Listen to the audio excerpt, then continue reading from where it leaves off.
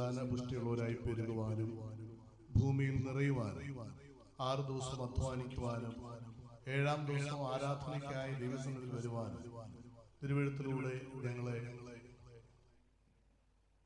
വിളിച്ച് ആക്കിയ ദൈവമേ, ഈ വിശുദ്ധ ദിനത്തിനായി നന്ദിയോടെ സ്തോത്രം ചെയ്യുന്നു. ഈസ്റ്റ് കേരള മഹായിടവകയുടെ 14ാമത് കാർഷികോത്സവം എന്ന നിലയിൽ അവിടുത്തെ വചനത്തിൽ ആശ്രയിച്ച് ഒരുമിച്ച് കൂടുവാൻ അവിടെ ഞങ്ങൾക്ക് നൽകിയ സാവകാശത്തിനായി നന്ദി. ഞങ്ങൾക്ക് നേതൃത്വം നൽകുന്ന അഭിനന്ദ തിരുമേനിമാർക്കായി എല്ലാ വൈദിക ശുശ്രൂഷകളുടെ ബദലായിരിക്കുന്ന മക്കൾക്കായി, പ്രത്യേകിച്ച് കാർഷികോത്സവത്തിന്റെ സംഘാടക സമിതിയിൽ നിരന്തരമായ അധ്വാനിക്കുന്ന പ്രിയപ്പെട്ടവർക്കായി, കർത്താവെ, സാമൂഹ്യ രാഷ്ട്രീയ രംഗങ്ങളിൽ ഞങ്ങൾക്ക് നേതൃത്വം നൽകുന്ന അവിടുത്തെ തിരഞ്ഞെടുക്കപ്പെട്ട എല്ലാവർക്കുമായി നന്ദി പറയുന്നു. അവിടുന്ന് ഈ മണ്ണിനെ അനുഗ്രഹിച്ചതിനായി ഞങ്ങൾക്ക് ആഹാരമായും ഞങ്ങൾക്ക് വസ്ത്രമായും പാർപ്പിടമായും സൗഖ്യമായും അവിടുന്ന് മണ്ണിലൂടെ ഞങ്ങൾക്ക് നൽകിയ നന്മകൾക്കായി ഞങ്ങൾ അങ്ങേ സ്തുതിക്കുവാൻ ഈ മീറ്റിംഗിൽ, പ്രത്യേകിച്ച് ഈ ശുശ്രൂഷയിൽ സംബന്ധിക്കുന്ന എല്ലാ വ്യക്തികളുടെ പേരും അവിടുത്തെ കൃപയും അനുഗ്രഹങ്ങളെയും പകരുമാറാകണം. ഏക മനസ്സോടെ അങ്ങയ്ക്ക് വേണ്ടി അധ്വാനിക്കുന്ന ആ വലിയ ലക്ഷ്യത്തോടുകൂടി ഫലകരമായ ജീവിതത്തിന്റെ ഉടമയാകുവാൻ, മറ്റുള്ളവർക്കെല്ലാം പ്രയോജനകരമായി തീർന്ന ജീവന്റെ ഫലം പുറപ്പെടുവിക്കുന്നവരായി തീരുവാൻ ഞങ്ങളെല്ലാവരെയും സഹായിക്കുകയും അനുഗ്രഹിക്കുകയും ചെയ്യണം. ഈ ശുശ്രൂഷയിലേക്ക് കടന്നു വന്നതിന്റെ മക്കളുടെ എല്ലാവരുടെയും യാത്രയിൽ, ഞങ്ങളുടെ ഓരോരുത്തരുടെയും വാഹന ജീവിത യാത്രയിൽ അവിടെ നൽകിയ എല്ലാ നന്മകൾക്കായി നന്ദി. ദൈവമേ, ഞങ്ങൾ അധിവസിക്കുന്ന ഈ മണ്ണിനെയും ഇവിടെ അധ്വാനിക്കുന്ന എല്ലാ കർഷകരെയും എല്ലാ ജനത്തെയും അവിടുന്ന് ആശീർവദിക്കുവാൻ ഈ ശുശ്രൂഷ മുഖാന്തരം അവിടെ ഇടയാക്കണമെന്ന് ഞങ്ങളുടെ രക്ഷകനായ യേശുവിന്റെ നാമത്തിൽ അപേക്ഷിക്കുന്നു. കൃപയോടെ കേൾക്കണമേ. ആമേൻ. ആമേൻ. താങ്ക് യു അച്ഛാ. സ്വാഗത പ്രസംഗം നിർവഹിക്കുന്നതിനായി ജനറൽ കൺവീനറും ഇടവക വികാരിയുമായ ബഹുമാനപ്പെട്ട റോയ് പി തോമസ് അച്ഛനെ സവിനയം ക്ഷണിക്കും.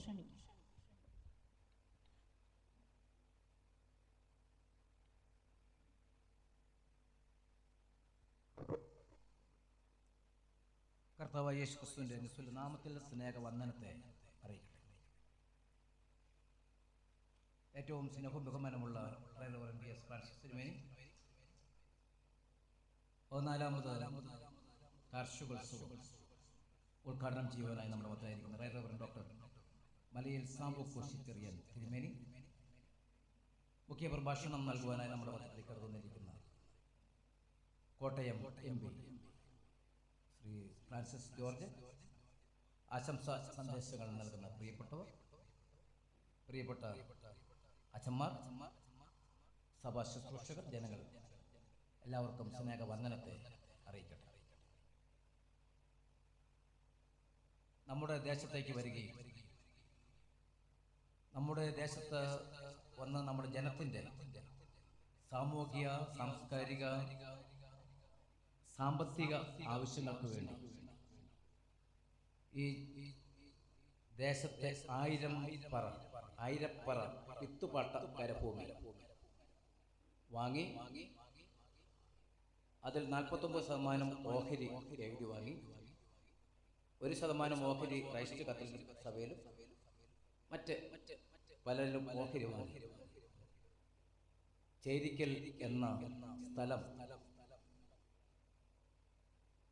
ക്രൈസ്തവ സമൂഹത്തിന്, ഈ ദേശത്ത് താമസിക്കുന്ന ക്രൈസ്തവരായിരിക്കുന്ന CSCക്കാരും എല്ലാവരുമായിരിക്കും, ക്രൈസ്തവർ മാത്രമല്ല എല്ലാവർക്കുമായി അവരുടെ സാമ്പത്തിക ഉന്നമനത്തിന് വാങ്ങിച്ച് നൽകി. കൊടിത്തോപ്പ് കർഷക സംഘം, കർഷക കമ്പനി എന്ന കമ്പനി രൂപീകരിച്ച് ഇവിടുത്തെ ജനത്തിൻ്റെ ഉന്നമനത്തിന് വേണ്ടി പ്രവർത്തിച്ച ആർച്ച് ഡീക്കൻ കെയ്ലിയുടെ നാമത്തിൽ സ്ഥാപിതമായിരിക്കുന്ന സഭയിലേക്കും ഈ സ്ഥലത്ത് വെച്ച് നടക്കുന്ന ഈ കാർഷിക ഉത്സവത്തിന് അതിൻ്റെതായ അർത്ഥവും മഹത്വവും ഉണ്ട്. അത് ഈ സഭയ്ക്കും ഈ ദേശത്തിന് മഹാടവയ്ക്കും അഭിമാനകരമായ കാര്യമാണ്.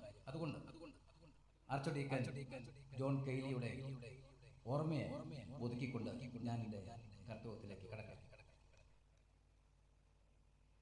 14ാമത് CSC ഈസ്റ്റ് കേരള മഹാടവയുടെ 14ാമത് കാർഷികോത്സവം നമ്മളിവിടെ ഇന്ന് ഉദ്ഘാടനം ചെയ്യപ്പെടുകയാണ് ചെയ്യുന്നത്. ഏകദേശം 17 അധികം സ്റ്റാളുകൾ പ്രവർത്തിച്ചുകൊണ്ടിരിക്കുന്നു. നാളെ മുതൽ ഓരോ ജില്ലകളുടെയും സ്റ്റാളുകളിൽ സാധനങ്ങൾ, അതിവില സാധനങ്ങൾ, സമർപ്പിത സാധനങ്ങൾ കൊണ്ടുവന്ന് നിറയും. നമ്മൾ ഇന്ന് നമ്മുടെ 14ാമത് കാർഷികോത്സവം ഉദ്ഘാടനം ചെയ്യപ്പെടുകയാണ്. ഈ ഉദ്ഘാടന സമ്മേളനത്തിൽ അധ്യക്ഷനായിരിക്കുന്ന ഏറ്റവും പ്രിയങ്കനായിരിക്കുന്ന റവറൻ VS ഫ്രാൻസിസ് തിരുമേനിയാണ്. തിരുമേനി ഇടയ്ക്കിടയ്ക്ക് എല്ലാം വിളിച്ച് ചോദിക്കുമായിരുന്നു എവിടെ വരെയായി ക്രമീകരണങ്ങൾ എന്ന്. ഇന്ന് ഉച്ചയ്ക്ക് വന്ന് സ്റ്റാളിൻ്റെ പ്രവർത്തനങ്ങളെല്ലാം പ്രാർത്ഥിച്ച് ആരംഭിക്കുകയുണ്ട്. കാർഷിക മേഖലകളിലും കാർഷിക മേഖലയുമായി ബന്ധപ്പെട്ട കാര്യങ്ങളിലും തിരുമേനി വളരെയധികം താല്പര്യം പ്രകടിപ്പിക്കുന്ന ആളാണ്. കാരണം ഒരു കർഷകന്റെ പുത്രനായിട്ട് ജനിച്ച് കാർഷിക മേഖല എന്താണ് എന്ന് അറിയുകയും അതിന് പ്രകാരം ജീവിക്കുകയും ചെയ്യുന്നതിന് കർഷകരുടെ പ്രശ്നങ്ങൾക്കും കർഷകരുടെ കാർഷികമായ താല്പര്യങ്ങൾക്കെല്ലാം വളരെയധികം പ്രാധാന്യം നൽകുന്നു. ഏറ്റവും സ്നേഹത്തോടെ റവറൻ VS ഫ്രാൻസിസ് തിരുമേനി ഈ 14ാമത് കാർഷികോത്സവത്തിന്റെ ഉദ്ഘാടന സമ്മേളനത്തിൽ ഏറ്റവും ഹൃദയമായി സ്വാഗതം ചെയ്യുന്നു.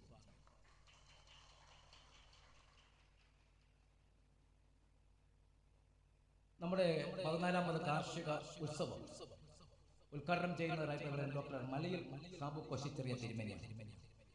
കഴിഞ്ഞ വർഷവും ഞങ്ങൾ തിരുമേനിയെ ശ്രമിച്ചിരുന്നു ഈ പ്രോഗ്രാമിലേക്ക് ക്ഷണിക്കുവാൻ. എന്നാൽ തിരുമേനി അന്ന് സ്ഥലത്ത് നമ്മൾ ഈ കാർഷികോത്സവം 13ാമത് കാർഷികോത്സവ സമയത്ത് തിരുമേനി സ്ഥലത്തില്ലായിരുന്നുകൊണ്ട് ഐകണ്ഠമായ എല്ലാവരും കൂടെ ഒത്തൊരുമയോട്ടുള്ള തീരുമാനമാണ് ഈ സമയത്ത് നമുക്ക് തിരുമേനിയെ വിളിക്കാൻ. കാരണം തിരുമേനി ഇപ്പോഴും ഒരു കർഷകനാണ്. ജൈവ കാർഷിക മേഖലകളിൽ തിരുമേനി വളരെ അധികം പ്രവർത്തിക്കുന്നു. തിരുമേനിയുടെ വിഷുകവസം ഉൾപ്പെടുന്ന പ്രദേശങ്ങൾ, സ്ഥലങ്ങൾ എല്ലാം ജൈവ കൃഷി വളരെ ശക്തമായി വളരെയധികം ചെയ്തുകൊണ്ടിരിക്കുന്നു. തിരുമേനി കൃഷി ചെയ്യുക മാത്രമല്ല, അത് അനേകർക്ക് അത് പ്രയോജനമായി തീരുന്നു. അതുകൊണ്ട് തന്നെ കാർഷിക മേഖലയുമായി ബന്ധപ്പെട്ട കർഷകരുമായി ബന്ധപ്പെട്ട കാർഷിക ഉൽപ്പന്നങ്ങളുമായി ബന്ധപ്പെട്ട കാർഷിക വിപണനവുമായി ബന്ധപ്പെട്ട ഒരു പ്രോഗ്രാം ആയതുകൊണ്ട് തന്നെ ഈ വർഷത്തെ 14ാമത് കാർഷികോത്സവം ഉദ്ഘാടനം ചെയ്യുന്നത് ഏറ്റവും നല്ലത് മലയിൽ സാബു കൊശിച്ചെറിയ തിരുമേനി ആയിരിക്കണം എന്ന് ആഗ്രഹിക്കുക. നമ്മൾ തിരുമേനി പറയും. തിരുമേനി വളരെ ഉത്സാഹത്തോടെ നമ്മുടെ ഈ കാർഷികോത്സവത്തിൽ കടന്നു വരികയും ചെയ്യും. വളരെ സ്നേഹത്തോടെ സന്തോഷത്തോടെ 14ാമത് ഈസ്റ്റ് കേരള മഹാടവ 14ാമത് കാർഷികോത്സവത്തിൽ ഏറ്റവും സ്നേഹത്തോടെ തിരുമേനിയെ സ്വാഗതം ചെയ്യും. മുഖ്യ പ്രഭാഷണം നൽകുവാനായി നമ്മുടെ മധ്യത്തിൽ കടന്നുകൊണ്ടിരിക്കുന്നത് കോട്ടയം MP ആയിരിക്കുന്ന ഫ്രാൻസിസ് ജോർജ് അവറുകളാണ്. ഇന്ന് ഞാൻ രാവിലെ വിളിക്കുമ്പോൾ രാവിലെ ഞാൻ വരുമോ നമ്മളൊന്ന് വിളിച്ച് ഒന്ന് കൺഫേം ചെയ്ത സമയത്ത് എന്നോട് പറഞ്ഞു ഞാൻ കൽക്കട്ടയിൽ നിൽക്കുകയാണ് എന്നാ രാവിലെ പറഞ്ഞു. എന്നാൽ കൽക്കട്ടയിൽ ആയിരുന്ന ആളിൽ നിന്നപ്പോൾ നമ്മോട് കൂടെ നമ്മോടുള്ള സ്നേഹം, നമ്മോടുള്ള കരുതൽ, ഒപ്പം കാർഷിക മേഖലയിലുള്ള അദ്ദേഹത്തിൻ്റെ താല്പര്യമാണ് അതിന് മനസ്സിലാക്കാൻ.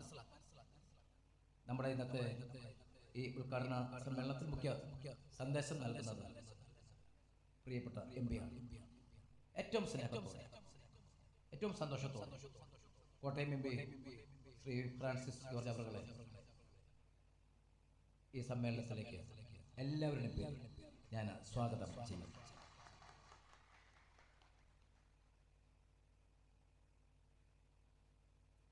ശ്രീ ജോസുകുട്ടി ജോസഫ് കോരുക്കുന്നേൽ നമ്മുടെ മേലാവ് ഗ്രാമപഞ്ചായത്ത് പ്രസിഡന്റായി ചുമതലയേറ്റിരിക്കുന്നു. നമ്മോടൊപ്പം ആയിരിക്കും കാർഷിക മേഖലയായിരിക്കുന്ന നമ്മുടെ പഞ്ചായത്തിൻ്റെ സർവോന്മുഖമായ എല്ലാ പ്രവർത്തനങ്ങളും ഈ നാളുകളിൽ പ്രിയപ്പെട്ട പ്രസിഡന്റ് ജോസുകുട്ടി ജോസഫ് കൊനുകുന്നേൽ അവർ നേതൃത്വം നൽകും. വളരെ സ്നേഹത്തോടെ സന്തോഷത്തോടെ 14ാമത് കാർഷികോത്സവത്തിലേക്ക് പ്രിയപ്പെട്ട പ്രസിഡന്റിനെ ശ്രീ ജോസ് കുട്ടി ജോസഫ് പുനകുന്നൽ സ്വാഗതം ചെയ്യും.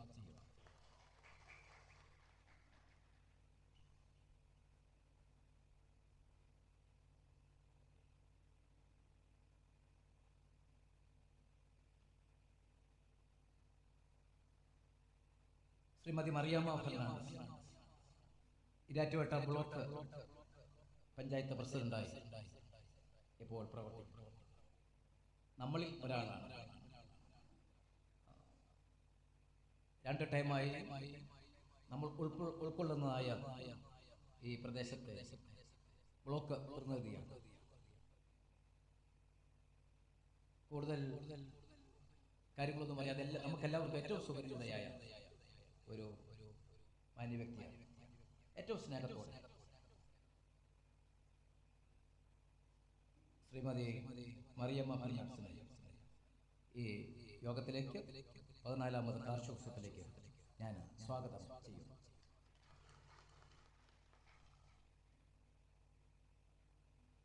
മൂന്നിലോ പഞ്ചായത്ത് പ്രസിഡന്റായിരിക്കുന്ന ചാർലി ഐസക് ഇപ്പോൾ നമ്മുടെ കൂടെ ഉണ്ടായിരുന്നു.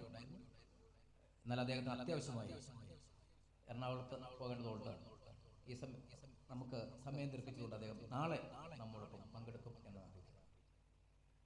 ശ്രീ ഷോൺ ജോർജ് കോട്ടയം ജില്ല പഞ്ചായത്ത് അംഗമാണ്. നമ്മുടെ ചെറുതും വലുതുമായ എല്ലാ കാര്യങ്ങളും നമ്മുടെ സഭയുമായി ബന്ധപ്പെട്ടും ഇല്ലെങ്കിൽ മറ്റ് എല്ലാവരുമായി ബന്ധപ്പെട്ട ഏത് ചെറിയ കാര്യമായിക്കോട്ടെ നമ്മൾ വിളിക്കുമ്പോൾ സന്തോഷത്തോടെ സമയം കണ്ടെത്തി ഓടി നമ്മോടൊപ്പം വരാറുണ്ട്.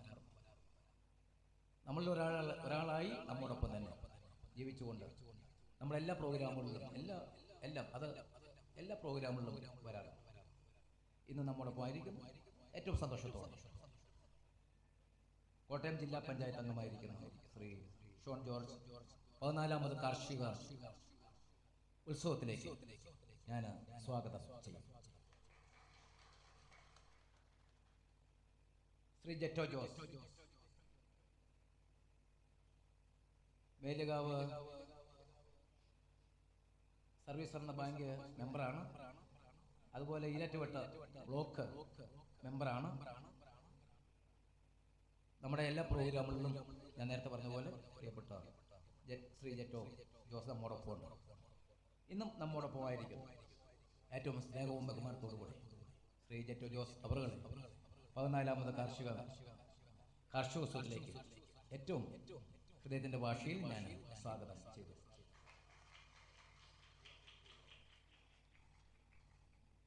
ശ്രീമതി ബിന്ദു സെബാസ്റ്റ്യൻ ഈരാറ്റുപേട്ട ബ്ലോക്ക് പഞ്ചായത്ത് അംഗമാണ്. നമ്മളിൽ ഒരാളാണ്, നമ്മുടെ ഒരു ഭാഗമാണ്. ഞാൻ വിചാരിക്കുന്നു സിനഡ് അംഗം കൂടെയാണോ എന്ന് വിചാരിക്കുന്നു.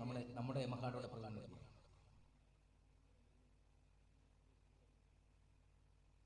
ഏറ്റവും സ്നേഹത്തോടെ ശ്രീമതി ബിന്ദു സെബാസ്റ്റ്യൻ 14ാമത് കാർഷികോത്സവത്തിലേക്ക് ഏറ്റവും സ്നേഹത്തോടെ ഞാൻ സ്വാഗതം ചെയ്യും.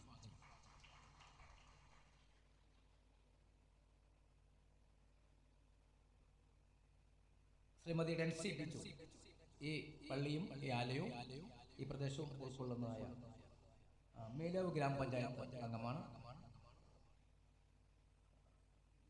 അതുകൊണ്ട് തന്നെ നമുക്ക് എല്ലാവർക്കും സുപരിചിതയാണ്. നമ്മുടെ ദൈനംദിന കാര്യങ്ങളിൽ നമ്മുടെ ഓരോ കുടുംബങ്ങളുടെയും ദൈനംദിന കാര്യങ്ങളിൽ ഇടപെടുന്ന ആളാണ് നമ്മുടെ ഈ വിഭാഗം. അതുകൊണ്ട് തന്നെ ഈ കാർഷികോത്സവത്തിൽ പങ്കെടുക്കുന്നതിൽ വളരെ സന്തോഷം. ഏറ്റവും സ്നേഹത്തോടും ബഹുമാനത്തോടും ശ്രീമതി ഡെൻസി ബിജു ഈ 14ാമത് കാർഷികോത്സവത്തിലേക്ക് ഏറ്റവും സ്നേഹത്തോടെ ഞാൻ സ്വാഗതം ചെയ്യും.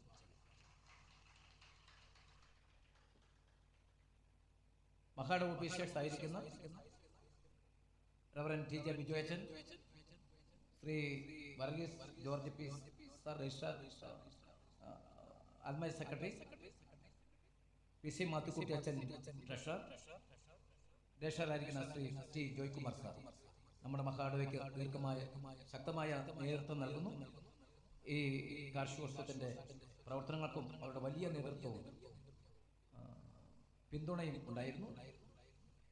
എല്ലാവരുടെയും പേരിൽ വളരെ സ്നേഹത്തോടെ 14ാമത് കാർഷികോത്സവത്തിലേക്ക് ഞാൻ സ്വാഗതം ചെയ്തുകൊള്ളും.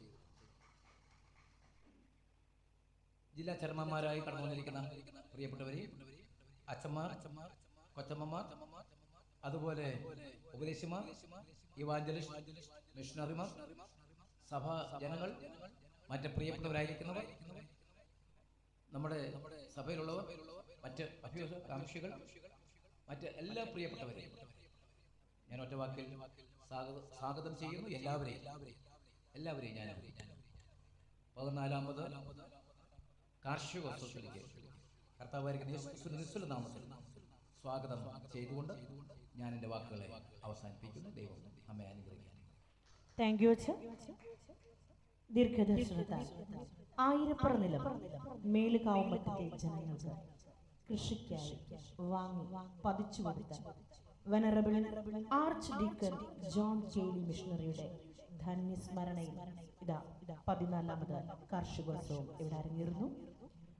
അധ്യക്ഷ പ്രസംഗത്തിനായി അഭിവന്ദ്യ CSI ഈസ്റ്റ് കേരള മഹാലോക bishop right reverend VS Francis തിരുമേനി സവിനയം ക്ഷണിച്ചു.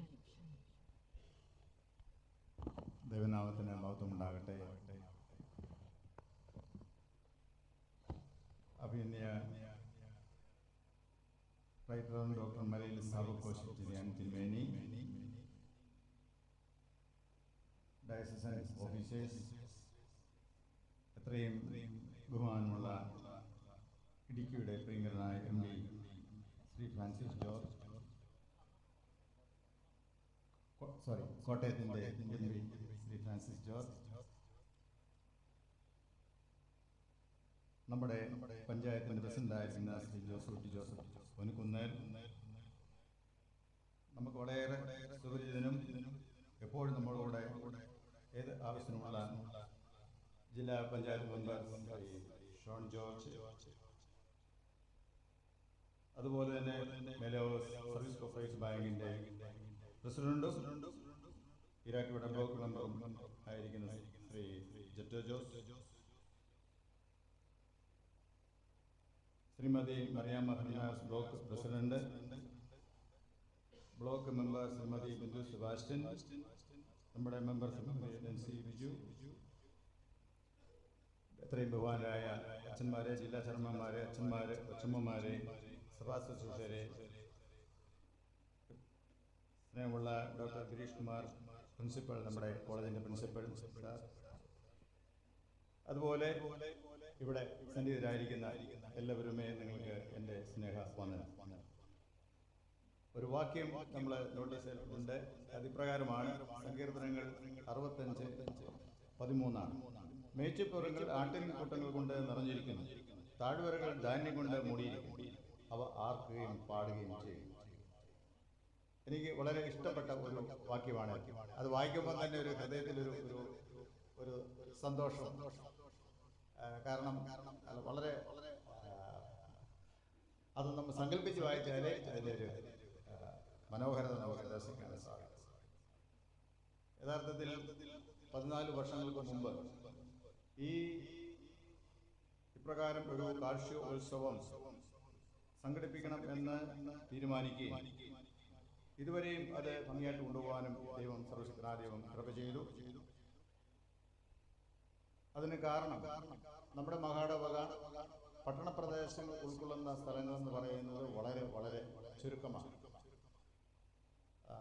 തൊടുപുഴയും മൂവാറ്റുപുഴയും പെരുമ്പാവൂരും കട്ടപ്പന നെടുങ്കണ്ടം തുടങ്ങിയ സ്ഥലം ഒഴിച്ചാൽ ബാക്കി മുഴുവനും ഗ്രാമപ്രദേശങ്ങളും കൃഷിയിടങ്ങളുമൊക്കെയാണ്. കർഷക വൃത്തിയിൽ ഏർപ്പെട്ടിരിക്കുന്ന ആളുകളാണ്. അതുകൊണ്ട് തന്നെ കാർഷിക കൃഷിയെ പ്രോത്സാഹിപ്പിക്കുക എന്നുള്ള ലക്ഷ്യമാണ് ഇതിൻ്റെ പിന്നിൽ ഉള്ളത്. കൃഷിയിൽ നിന്ന് പുത്തൻ തലമുറ മാറിപ്പോകാതെ കൃഷിയോടുള്ളൊരു ആഭിമുഖ്യം നിലനിർത്താൻ ലക്ഷ്യം വെച്ചാണ് ഇത് ആരംഭിച്ചത്. ഒരു ദിവസമായിരുന്നത് ഇപ്പോൾ 2 ദിവസമായിട്ട് നമ്മൾ നടത്തുന്നു. ഇന്ന് നമ്മുടെ സഹോദരന്മാരൊക്കെ പറഞ്ഞു നമുക്ക് 2 ദിവസം പോരാ, ഒരു ദിവസം കൂടെ വേണം, എന്നാലേ ഈ ഷോളൊക്കെ നമുക്ക് കൊണ്ടുവന്ന് അത് ഒന്ന് ശരിയാക്കാനാണ് പറ്റത്തുള്ളൂ, അല്ലെങ്കിൽ എന്തെങ്കിലും ഒരു വിൽപ്പനയോ അതുപോലെ കാര്യങ്ങൾ ചെയ്യാനായിട്ട് സാധിക്കുള്ളൂ എന്നൊക്കെയും പറയുണ്ടാകും. അതോടനുബന്ധിച്ച് മറ്റ് കലാപരിപാടികളൊക്കെയും ഇതിനോട് ചേർത്ത് നമ്മൾ സംഘടിപ്പിക്കുകയാണ്. ഈ ഇടവക അതിന് മുൻകൈ എടുക്കുന്നു. ഈ ഡയസിസൻ തലത്തിൽ നടത്തപ്പെടുന്ന ഈ കാർഷികോത്സവം അതിന് ഈ ഇടവകയെ പ്രത്യേകിച്ച് കൺവീനറായിട്ട് പ്രവർത്തിക്കുന്ന അച്ഛനെ റോയ് പി ജെ തോമസ് അച്ഛനെ ഞാൻ അഭിനന്ദിക്കുകയും ചെയ്തു. വിഷരഹിത ഭക്ഷ്യപദാർത്ഥങ്ങൾ ഉൽപ്പാദിപ്പിക്കുകയും അത് വിപണനം ചെയ്യുകയും ചെയ്യണം. അങ്ങനെ ഒരു നല്ലൊരു ആരോഗ്യപരമായ ഒരു സമൂഹത്തെ കെട്ടുപണി ചെയ്യുക, രാഷ്ട്രനിർമ്മാണത്തിൽ പങ്കാളികളാകുക എന്നുള്ളതൊക്കെയാണ് ഇതിൻ്റെ വളരെ വിശാലമായ അർത്ഥത്തിൽ അതിൻ്റെ ലക്ഷ്യം. അതിനുവേണ്ടി അതിന് പല പ്രോത്സാഹനങ്ങളുണ്ട്, നമ്മൾ ചെയ്യുന്നുണ്ട്. വിഷരഹിത പച്ചക്കറി തോട്ടങ്ങൾ അല്ലെങ്കിൽ കൃഷി എങ്ങനെ ചെയ്യാൻ സാധിക്കും എന്നുള്ളതിനെ കുറിച്ച് പല സമയങ്ങളിൽ നമ്മൾ ക്ലാസ്സുകൾ എടുത്തിട്ടുണ്ട്. അതുപോലെ തന്നെ നൂതനമായ കൃഷി രീതികളെ കുറിച്ച് ക്ലാസ്സുകൾ അതിനുണ്ട്. നാളെ അതിന് പ്രത്യേകമായ ക്ലാസ്സുകളാണ് ഉള്ളത്. അതിൽ സഭാവ്യത്യാസം കൂടാതെ അല്ലെങ്കിൽ യാതൊരു വ്യത്യാസവും കൂടാതെ ആർക്കും വന്ന് പങ്കെടുക്കാം ഈ സമ്മേളനം. അങ്ങനെ സമൂഹത്തിന് ആകമാനമായിട്ട് ഗുണം വരണം, ഗുണം ചെയ്യണം എന്നുള്ള ഒരു ലക്ഷ്യത്തോടു കൂടിയാണ് നമ്മൾ മഹാടവ ഇപ്രകാരം ഇത് ക്രമീകരിച്ചിരിക്കുന്നത്. ഇത്തവണ നമുക്ക് ഉദ്ഘാടനം, ഈ സമ്മേളനം ഉദ്ഘാടനം ചെയ്യുന്നത് അല്ലെങ്കിൽ ഈ വർഷത്തെ കാർഷികോത്സവം ഉദ്ഘാടനം ചെയ്യുന്നത് അഭിനയ മലയിൽ സാബു കോശി ചെറിയ തിരുമേനിയാണ്. അദ്ദേഹത്തെ കുറിച്ച് പറയുമ്പോൾ അദ്ദേഹം തന്നെ കൃഷിയിടങ്ങളിൽ ഇറങ്ങി ജോലി ചെയ്യുന്ന ഒരാളാണ്. ബിഷപ്പ് ഇരുന്ന് ഈ കാര്യങ്ങളെ കുറിച്ച് സംസാരിച്ചപ്പോൾ പറയുണ്ടായി, ഇപ്പൊ ഈ തവണത്തെ ഏറ്റവും കൂടുതൽ വിൽപ്പന ഉള്ളത് ഡ്രാഗൺ ഫ്രൂട്ടിനാണെന്ന് പറഞ്ഞു. 2520 കിലോ ഇതിനോടകം വിറ്റ് കഴിഞ്ഞു. അത് ബിഷപ്പ് കോമ്പൗണ്ട് എന്നുള്ള പരിസരങ്ങളുള്ള പ്രദേശങ്ങളിലാണ് അത് കൃഷി ചെയ്തിരിക്കുന്നത്. പയർ വെറ്റിന്റെ കാര്യം പറഞ്ഞു, പച്ചമുളക് 25 കിലോ വെറ്റിയ കാര്യം പറഞ്ഞു. വളരെ വളരെ കേൾക്കാനും നമുക്ക് വളരെ സന്തോഷമാണ്. അദ്ദേഹം നേരിട്ടാണ് ആ കാര്യങ്ങളൊക്കെ ചുമതല കൊടുക്കുന്നത്. മാത്രമല്ല അതിനകത്ത് പറഞ്ഞൊരു മറ്റൊരു കാര്യമുണ്ട്. ഈ അനേകമായ പ്രശ്നങ്ങളുടെ നടുവിൽ അതെല്ലാം മറക്കാൻ അല്ലെങ്കിൽ മറന്നു പോകുന്ന ഒരു പ്രവർത്തനമാണ് കൃഷിയിടങ്ങളിൽ ഇറങ്ങി അതിനെയൊക്കെ നോക്കി ഒന്ന് പരിപാലിച്ചു കഴിയുമ്പോൾ എല്ലാ പ്രശ്നങ്ങളും മാറി മൈൻഡൊക്കെ ഒന്ന് റിഫ്രഷ് ചെയ്യുന്നൊരു അനുഭവമാണ് എന്ന തിരുമേനി ബിഷപ്പ് സിറ്റിന്ന് പറയുണ്ടായി. അപ്പോൾ മാനസികമായും ശാരീരികമായും അതുപോലെ തന്നെ ആരോഗ്യപരമായും എല്ലാവർക്കും ഗുണം ചെയ്യുന്ന ഒരു വളരെ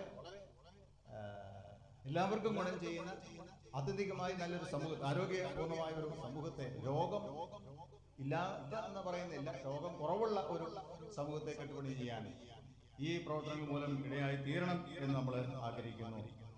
അത് നമ്മളെല്ലാവരും ചേർന്ന് പ്രവർത്തിച്ചാൽ മാത്രമേ അതിന് സാധിക്കുകയുള്ളൂ. അതുകൊണ്ട് കൃഷിയോടുള്ള ആഭിമുഖ്യം വിടാതെ അതിനോടുള്ള നല്ല താല്പര്യം നമ്മുടെ മനസ്സിൽ സൂക്ഷിച്ചുകൊണ്ട് കിട്ടുന്ന സ്ഥലത്ത് നമ്മുടെ നിലത്ത് ചെയ്യാൻ പറ്റത്തില്ലെങ്കിലും മട്ടുപ്പാവ കൃഷിയുള്ള അതുപോലുള്ള കാര്യങ്ങൾ ഇപ്പോൾ ഉണ്ട്. അതിനെക്കുറിച്ച് നമ്മൾ ക്ലാസ്സുകളൊക്കെ ചെയ്തിട്ടുണ്ട്. ഏത് വിധേനയും കൃഷിയുമായിട്ട് നമുക്ക് ബന്ധം സൂക്ഷിക്കാനായിട്ടും ഇടയാകണം എന്ന് നമ്മൾ ഇതിന് ലക്ഷ്യം വയ്ക്കുന്നു. അതങ്ങനെയായി തീരട്ടെ എന്ന് ഞാൻ ആശംസിക്കുകയും പ്രാർത്ഥിക്കുകയും ചെയ്യുന്നു. ദൈവം നമ്മളെ എല്ലാവരും അതുപോലെ അനുഗ്രഹിക്കട്ടെ. 2024 ഈ 14ാമത്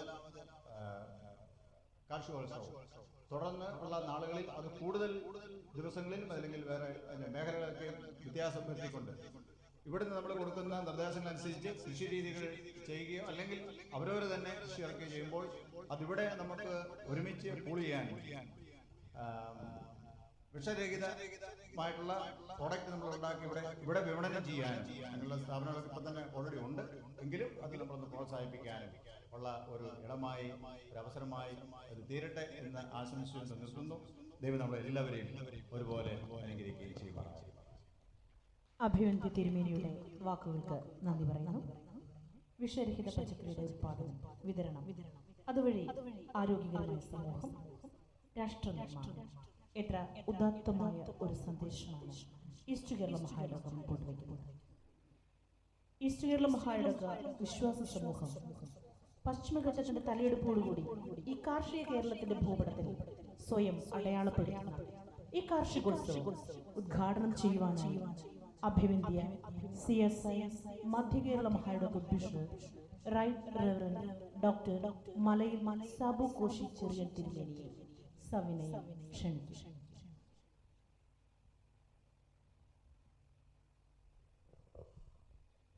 ഈസ്റ്റ് കേരള മഹായിടവകയുടെ അധ്യക്ഷനും ഈ സമ്മേളനത്തിൻ്റെ അധ്യക്ഷനുമായ അഭിമന്യ ഫ്രാൻസിസ് തിരുമേനി, കോട്ടയത്തിൻ്റെ MP ഫ്രാൻസിസ് ജോർജ് അവറുകൾ, വേദിയിലായിരിക്കുന്ന ജനപ്രതിനിധികൾ, മഹായിടവകയുടെ ഔദ്യോഗിക ഭാരവാഹികൾ, ഫ്രാൻസിസ് തിരുമേനിയുടെ സഹധർമ്മിണിയും വിമൻസ് ഫെലോഷിപ്പിൻ്റെ പ്രസിഡന്റുമായ ഡാർലി കൊച്ചമ്മ, വന്യരായ അച്ഛന്മാരെ, സഭാ ശുശ്രൂഷകരെ, ഈ പ്രത്യേക സമ്മേളനത്തിൽ വന്ന് പങ്കെടുക്കുന്നതിന് നിങ്ങൾക്കെല്ലാവർക്കും എൻ്റെ സ്നേഹവന്ദനം. കാർഷികോത്സവം എന്ന പേര് നൽകി കഴിഞ്ഞ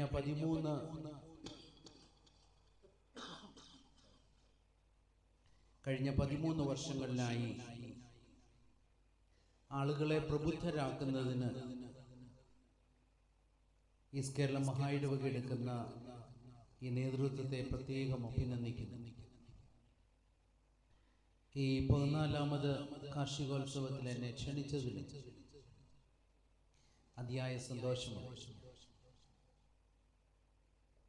കൃഷിവലന്മാരായിരുന്നു നമ്മൾ സഭയുടെ മക്കളെല്ലാം തന്നെ. ഒരു തലമുറ മുൻപ് ചിന്തിച്ചിരിക്കുമ്പോൾ കൃഷി ഉപജീവനമായി കണ്ടെത്തിയവരാണ്.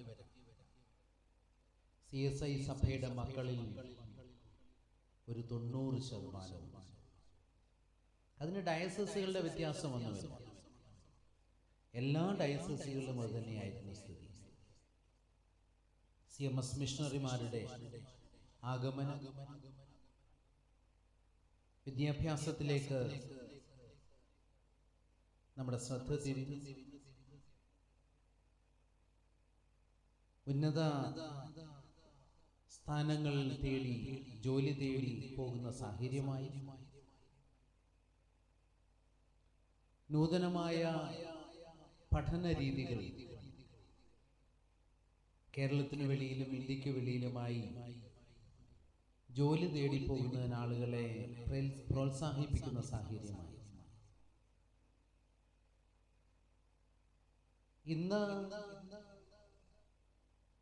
പഠനം തന്നെ എങ്ങനെ വിദേശത്ത് ജോലി കണ്ടെത്താം എന്നതിനു വേണ്ടി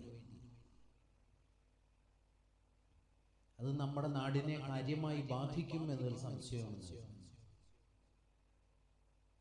അത് ക്രൈസ്തവ സമൂഹത്തിൽ മാത്രമൊന്നുമല്ല. അതിന് ജാതി മത വിശ്വാസ വ്യത്യാസങ്ങളൊന്നുമില്ല. എല്ലാവരുടെയും ലക്ഷ്യം ആ രീതിയിലേക്ക് തന്നെയാണ് പോകുന്നത്. എന്നാൽ വിദേശത്ത് പോകുന്നവരുടെ എല്ലാവരുടെയും സാഹചര്യം എന്താ എന്നതും നമ്മൾ ചിന്തിക്കേണ്ടത്. ഒരു വിഭാഗം ആളുകൾക്ക് നന്നായി ഫ്ലറിഷ് ചെയ്യുന്നു. എന്നാൽ ഇവിടെയുള്ള സാധ്യതകളെ കണ്ടെത്തുവാൻ സാധിക്കുന്നുണ്ടോ?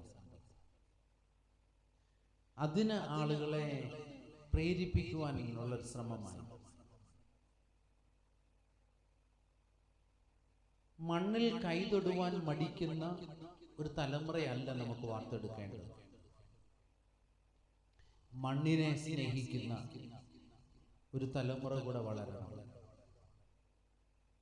അത് ഏത് ജോലിയോടൊപ്പവും കൃഷിയെ സ്നേഹിക്കുന്നവരാകണം. എൻ്റെ മാതാപിതാക്കൾ രണ്ടുപേരും അധ്യാപകരായിരുന്നു. പക്ഷേ ഞങ്ങളുടെ നാട്ടിലെ നല്ല കൃഷിക്കാരുമായിരുന്നു അവർ. അതുകൊണ്ടാണ് ഞങ്ങളെയും കൃഷിയിൽ ഇറക്കുമായിരുന്നു. കൃഷിയെ സ്നേഹിക്കുവാൻ പഠിപ്പിക്കുമായിരുന്നു. അതുകൊണ്ട് അങ്ങനെ ഒരു കൾച്ചർ വളർത്തിയെടുക്കേണ്ടത് ആവശ്യമാണ്. ഈ കാർഷികോത്സവം അതിന് ആളുകളെ മോട്ടിവേറ്റ് ചെയ്യുമെന്ന് ഞാൻ പ്രതീക്ഷിക്കുന്നു. നമ്മൾ പറയും കൃഷി നഷ്ടമാണ്. എനിക്കതിനോട് വ്യക്തിപരമായി വല്ല യോജിപ്പൊന്നുമില്ല. എൻ്റെ കൃഷിയൊന്നും ഏതായാലും നഷ്ടമാണെന്ന് തോന്നുന്നു. ഒരു പക്ഷേ ചിലർ പറയും ബിഷപ്പ് ആയതുകൊണ്ട് ബിഷപ്പിൻ്റെ സാധനങ്ങൾ വിറ്റഴിഞ്ഞു പോകുന്നതാണ് എന്ന്. അങ്ങനല്ല. ഞാൻ കണ്ട ഒരു കാര്യം, ജനങ്ങൾക്ക് വിശ്വാസ്യത വളർത്തിയെടുക്കുവാൻ സാധിച്ചാൽ നമ്മുടെ ഏത് സാധനവും വിറ്റഴിക്കാം.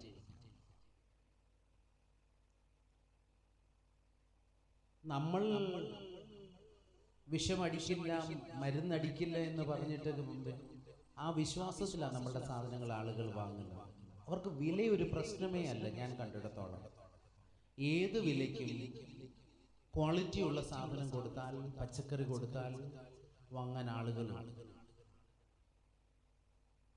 മഹായിടവക ഇപ്രാവശ്യം കൃഷി ചെയ്ത് ഏതാണ്ട് 2000-ഓളം കിലോ ചേനയുണ്ട്.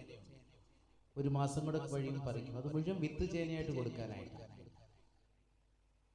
ഞങ്ങളത് ട്രിവാൻഡ്രത്ത് പോയി കാർഷിക ഗവേഷണ കേന്ദ്രത്തിൽ നിന്ന് ചേന അത്രയും നാട്ടിൽ കൊണ്ടുവന്ന് ചെയ്തതാണ്.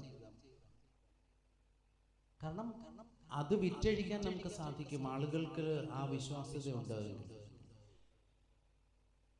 എന്താ പക്ഷെ നമ്മൾ നേരിടുന്ന പ്രശ്നങ്ങൾ? ഒന്ന്, നമുക്ക് ഉപയോഗിക്കാൻ സാധിക്കുന്ന മോഡേൺ ടെക്നോളജി നമ്മൾ ഉപയോഗിക്കുന്നതിൽ നമ്മൾ പിന്നോക്കം പോകുന്നു. കേരളത്തിലെ ഒരു പ്രശ്നം അതാ. ഒരു പക്ഷേ നമ്മൾ പറയും സ്ഥലം കുറച്ചേ ഉള്ളൂ. ഒരു കാരണം തീർച്ചയായിട്ടും അത് ശരിയാണ്. എന്നാൽ അവിടെയും നമുക്ക് മോഡേൺ ടെക്നോളജി ഉപയോഗിക്കും. മോഡേൺ എക്യുപ്മെന്റ്സ് ഉപയോഗിക്കുന്നതിന് അല്പം പ്രയാസം വരും. കാരണം നമുക്ക് ഭൂമി കുറവുള്ളത് കൊണ്ട്. പക്ഷേ മൾച്ചിങ് നമുക്കിടാം. അവിടെ കൂലി നമുക്ക് കുറച്ച് മതി. ഫെർട്ടിഗേഷൻ നമുക്ക് ഉപയോഗിക്കാം. ആ ടെക്നോളജി നമ്മൾ ഉപയോഗിക്കുന്നതിലൂടെ തന്നെ ഒരു ഭാഗത്ത് നമുക്ക് ലേബർ കുറയുന്നു, മറുഭാഗത്ത് നമ്മൾ ഉപയോഗിക്കുന്ന വളം വളരെ മിനിമം മതി. അപ്പോൾ പല വിധത്തിൽ ഇത് നമുക്ക് പ്രയോജനകരമായിട്ട് മോഡേൺ ടെക്നോളജിയെ നമ്മൾ ആശ്രയിച്ചേ ഒക്കത്തുള്ളൂ. ആ മോഡേൺ ടെക്നോളജി നമ്മൾ ആളുകൾക്ക് ബോധ്യപ്പെടുത്തി കൊടുക്കണം. അതിൻ്റെ പ്രചാരണം ഉണ്ടാകണം. ഇതൊക്കെ ഏറെ ആവശ്യമാണ് നമുക്ക്. ഒരു മനുഷ്യന്റെ ആരോഗ്യമെന്ന് പറയുന്ന മനുഷ്യന്റെ ശാരീരികവും മാനസികവും ആധ്യാത്മികവുമായ ആരോഗ്യം. സഭ ഒരു ഭാഗത്ത് ആത്മീകമായ ആരോഗ്യം നിലനിർത്തുന്നതിന് സഹായിക്കുന്നുണ്ട്. മറുഭാഗത്ത് ആ വ്യക്തികളുടെ, ആ നാടിലെ ജനങ്ങളുടെ ശാരീരികവും മാനസികമായ വളർച്ചയ്ക്കും പിന്തുണ നൽകുവാൻ, നേതൃത്വം നൽകുവാൻ സഭയ്ക്ക് ഉത്തരവാദിത്വമാണ്. അവിടെയാണ് ഞാൻ ഓർപ്പിച്ചത്, നമ്മൾ ജൈവകൃഷി, പരമാവധി ജൈവകൃഷിയിലേക്ക് നീങ്ങാം. ഞാൻ ഒരു വർഷം പൂർണ്ണമായി ജൈവകൃഷി ചെയ്തു. ഒരു പ്രശ്നവുമില്ലായിരുന്നു. അത് നടക്കും എന്നതും ഒരു യാഥാർത്ഥ്യമാണ്. എന്നാൽ ഗവൺമെന്റ് ഭാഗത്തു നിന്നുണ്ടാകേണ്ടത്, ഞാൻ പറയും, ഈവൻ നമുക്കിവിടെ ഇന്ന് ജില്ലാ പഞ്ചായത്ത് തുടങ്ങി നമ്മുടെ ഗ്രാമപഞ്ചായത്ത് വരെയുള്ള പ്രതിനിധികളുണ്ട്. ഈ പ്രോഡക്ട്സ് വിറ്റഴിക്കുവാനുള്ള ക്രമീകരണങ്ങൾ ഉണ്ടാകണം. അത് ചെയ്തു തരാനുള്ള ബാധ്യത. അതിന് നമുക്ക് കേന്ദ്ര സർക്കാരിനെ, കേരള സർക്കാരിനെ മാത്രമൊന്നും പറഞ്ഞിട്ട് കാര്യമില്ല. ഇത് ഗ്രാസ് റൂട്ട് ലെവലിൽ ഉണ്ടാകേണ്ട സൗകര്യം. അതിനുള്ള സൗകര്യങ്ങൾ വർദ്ധിപ്പിച്ചു കൊടുക്കണം. നമുക്ക് പലപ്പോഴും ഉണ്ടാകുന്ന എന്താണ്, നമ്മൾ ഒത്തിരി കാര്യങ്ങൾ പ്രൊമോട്ട് ചെയ്യും ഗവൺമെന്റ്. ഒരിടയ്ക്ക് എന്തായിരുന്നു, വാനില ഭയങ്കരമായ പ്രചാരം കൊടുക്കും. ഉള്ള പാവങ്ങൾ മുഴുവൻ പോയി കൃഷി ചെയ്തു. പാവങ്ങൾ എന്ന സെൻസ് ഉദ്ദേശിച്ചത് ഇന്നസെന്റായ മനുഷ്യർ, സാമ്പത്തിക പാവങ്ങൾ എന്നല്ല ഉദ്ദേശിച്ചത്. അത് പിന്നെയോ വിപണനത്തിനുള്ള സൗകര്യം ഒരുക്കാതെ കൊക്കോ പ്രൊമോട്ട് ചെയ്യും. ഇത് തന്നെയായിരുന്നു നമുക്ക് സംഭവിച്ചത്. അപ്പോൾ ഗവൺമെന്റ് തലത്തിലുള്ള പ്ലാനിങ് ശരിയായി ഉണ്ടാകണം ഒരു ഭാഗത്ത്. മറുഭാഗത്ത് ലോക്കൽ ലെവലിൽ നമുക്ക് ഈ ഗ്രാമപഞ്ചായത്ത് തുടങ്ങിയുള്ള എന്നിവയ്ക്ക് സൗകര്യങ്ങൾ, വിപണനത്തിനുള്ള സൗകര്യങ്ങൾ ചെയ്തു കൊടുക്കണം. അതിനുള്ള സൗകര്യങ്ങൾ ചെയ്തു കൊടുക്കേണ്ടത് ഏറെ ആവശ്യമാണ്. വിഷരഹിതമായ പച്ചക്കറികൾ ലഭ്യമാകണം. നമ്മളെപ്പോഴും പറയും നമ്മുടെ അയൽ സംസ്ഥാനങ്ങളിൽ നിന്ന് വരുന്നത് വിഷലിപ്തമായതാണ്.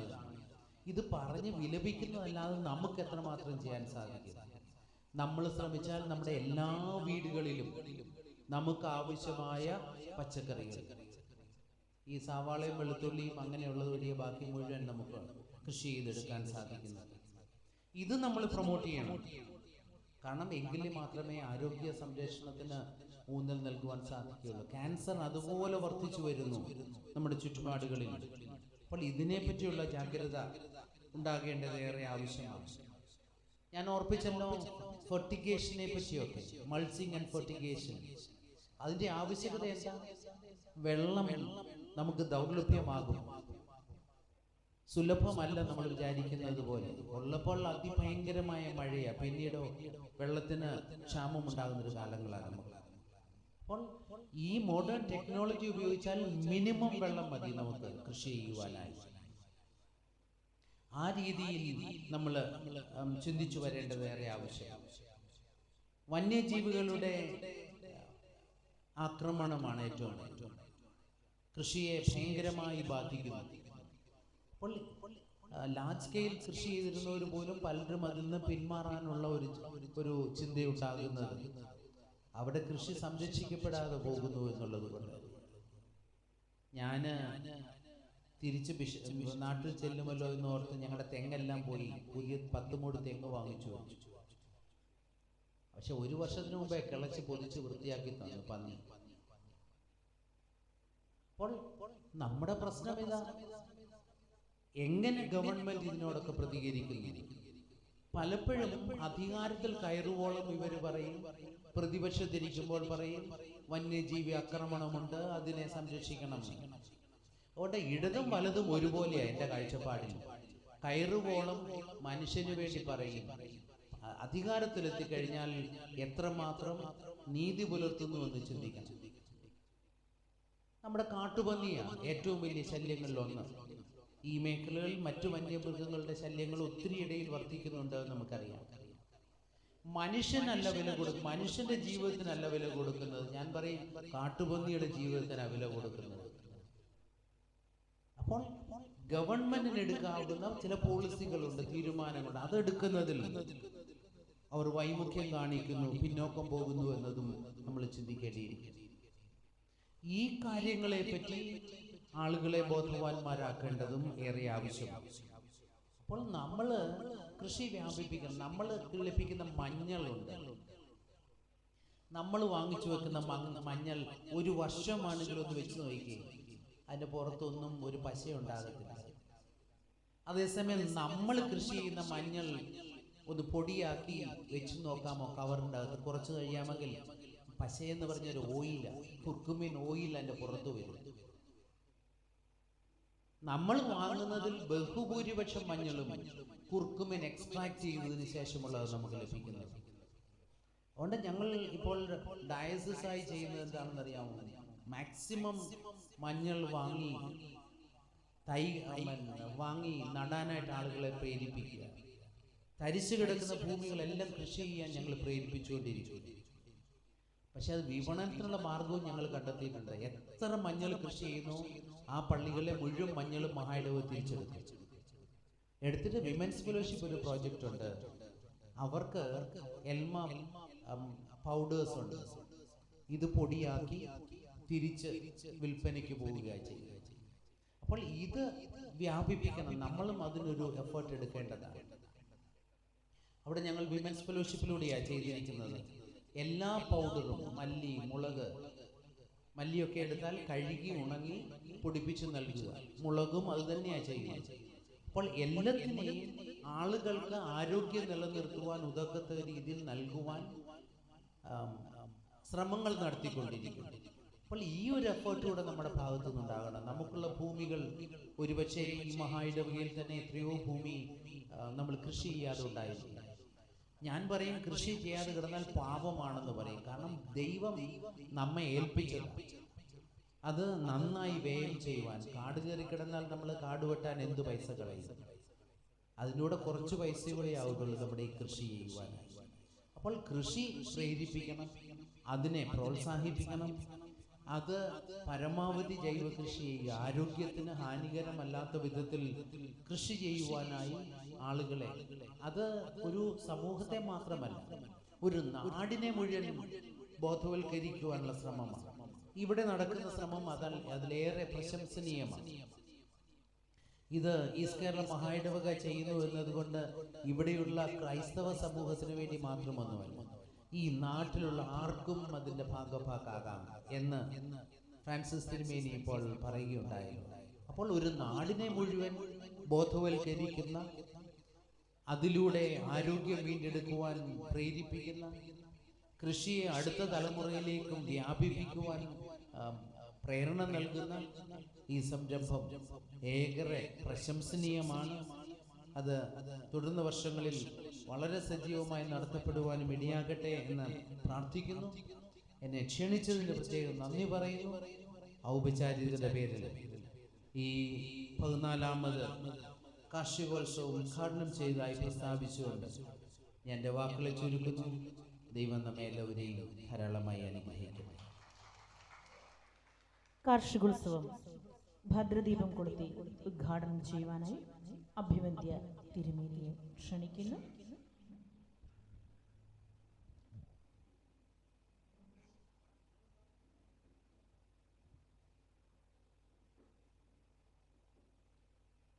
കാർഷിക രംഗത്തെ ഉണർവ്, ആരോഗ്യകരമായ ആഹാരം, ജീവിതശൈലി എന്നിവ ലക്ഷ്യമാക്കി CSI ഈസ്റ്റ് കേരള മഹായിടവക സംഘടിപ്പിക്കുന്ന കാർഷികോത്സവത്തിന് ഈ വേദി ഇതാ തിരിതെളിയുകയാണ്.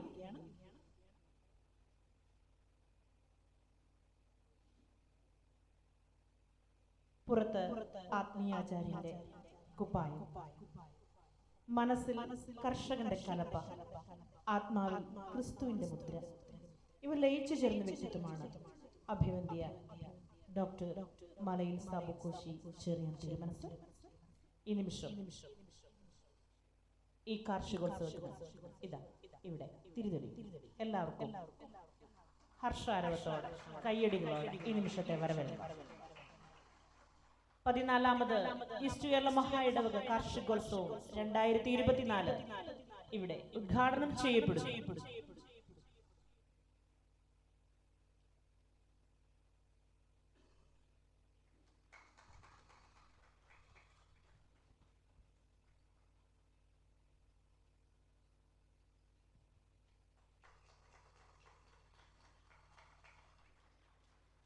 മേച്ചിൽപ്പുറങ്ങൾ ആട്ടിൻകൂട്ടങ്ങൾ കൊണ്ട് നിറഞ്ഞിരിക്കുന്നു. താഴ്വാരങ്ങൾ ധാന്യം കൊണ്ട് മൂടിയിരിക്കുന്നു. അവ ആർക്കുകയും പാടുകയും ചെയ്യും.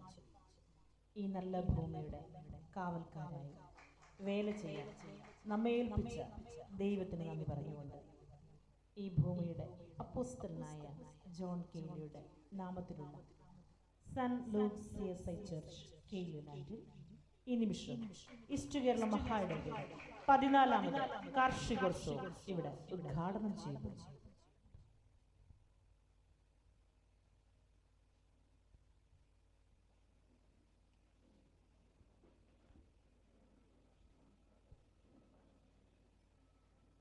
പതിനാലാമത് കാർഷികോത്സവം ഉദ്ഘാടനം ചെയ്യപ്പെട്ടു കഴിഞ്ഞിരിക്കുകയാണല്ലോ. നമ്മുടെ ഈ ഉദ്ഘാടന മഹാസമ്മേളനത്തിൽ മുഖ്യപ്രഭാഷണം നിർവഹിക്കുന്നത് കോട്ടയത്തിന്റെ ജനകീയനായ MP ശ്രീ ഫ്രാൻസിസ് ജോർജ് അവർകളാണ്. ബഹുമാനപ്പെട്ട MP ശ്രീ ഫ്രാൻസിസ് ജോർജ് അവർകളെ മുഖ്യപ്രഭാഷണം നിർവഹിക്കുന്നതിനായി ക്ഷണിക്കും.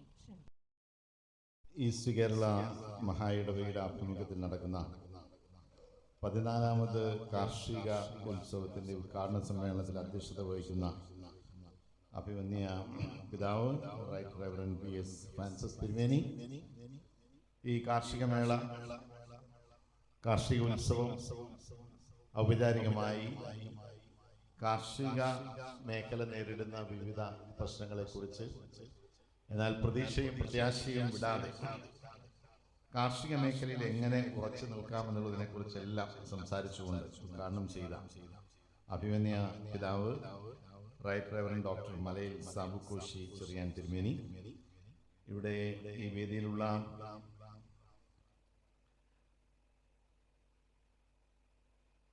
മേലികാവ് ഗ്രാമപഞ്ചായത്തിൻ്റെ പ്രസിഡന്റ് ശ്രീ ജോസൂട്ടി ജോസഫ്, മൂന്നിലവ് ഗ്രാമപഞ്ചായത്ത് ഷാർലി പോയിരിക്കുന്നു, കോട്ടയം ജില്ലാ പഞ്ചായത്ത് മെമ്പർ പ്രിയപ്പെട്ട ശ്രീ ഷോൺ ജോർജ്, മേലികാവ് ബ്ലോക്ക് മെമ്പർ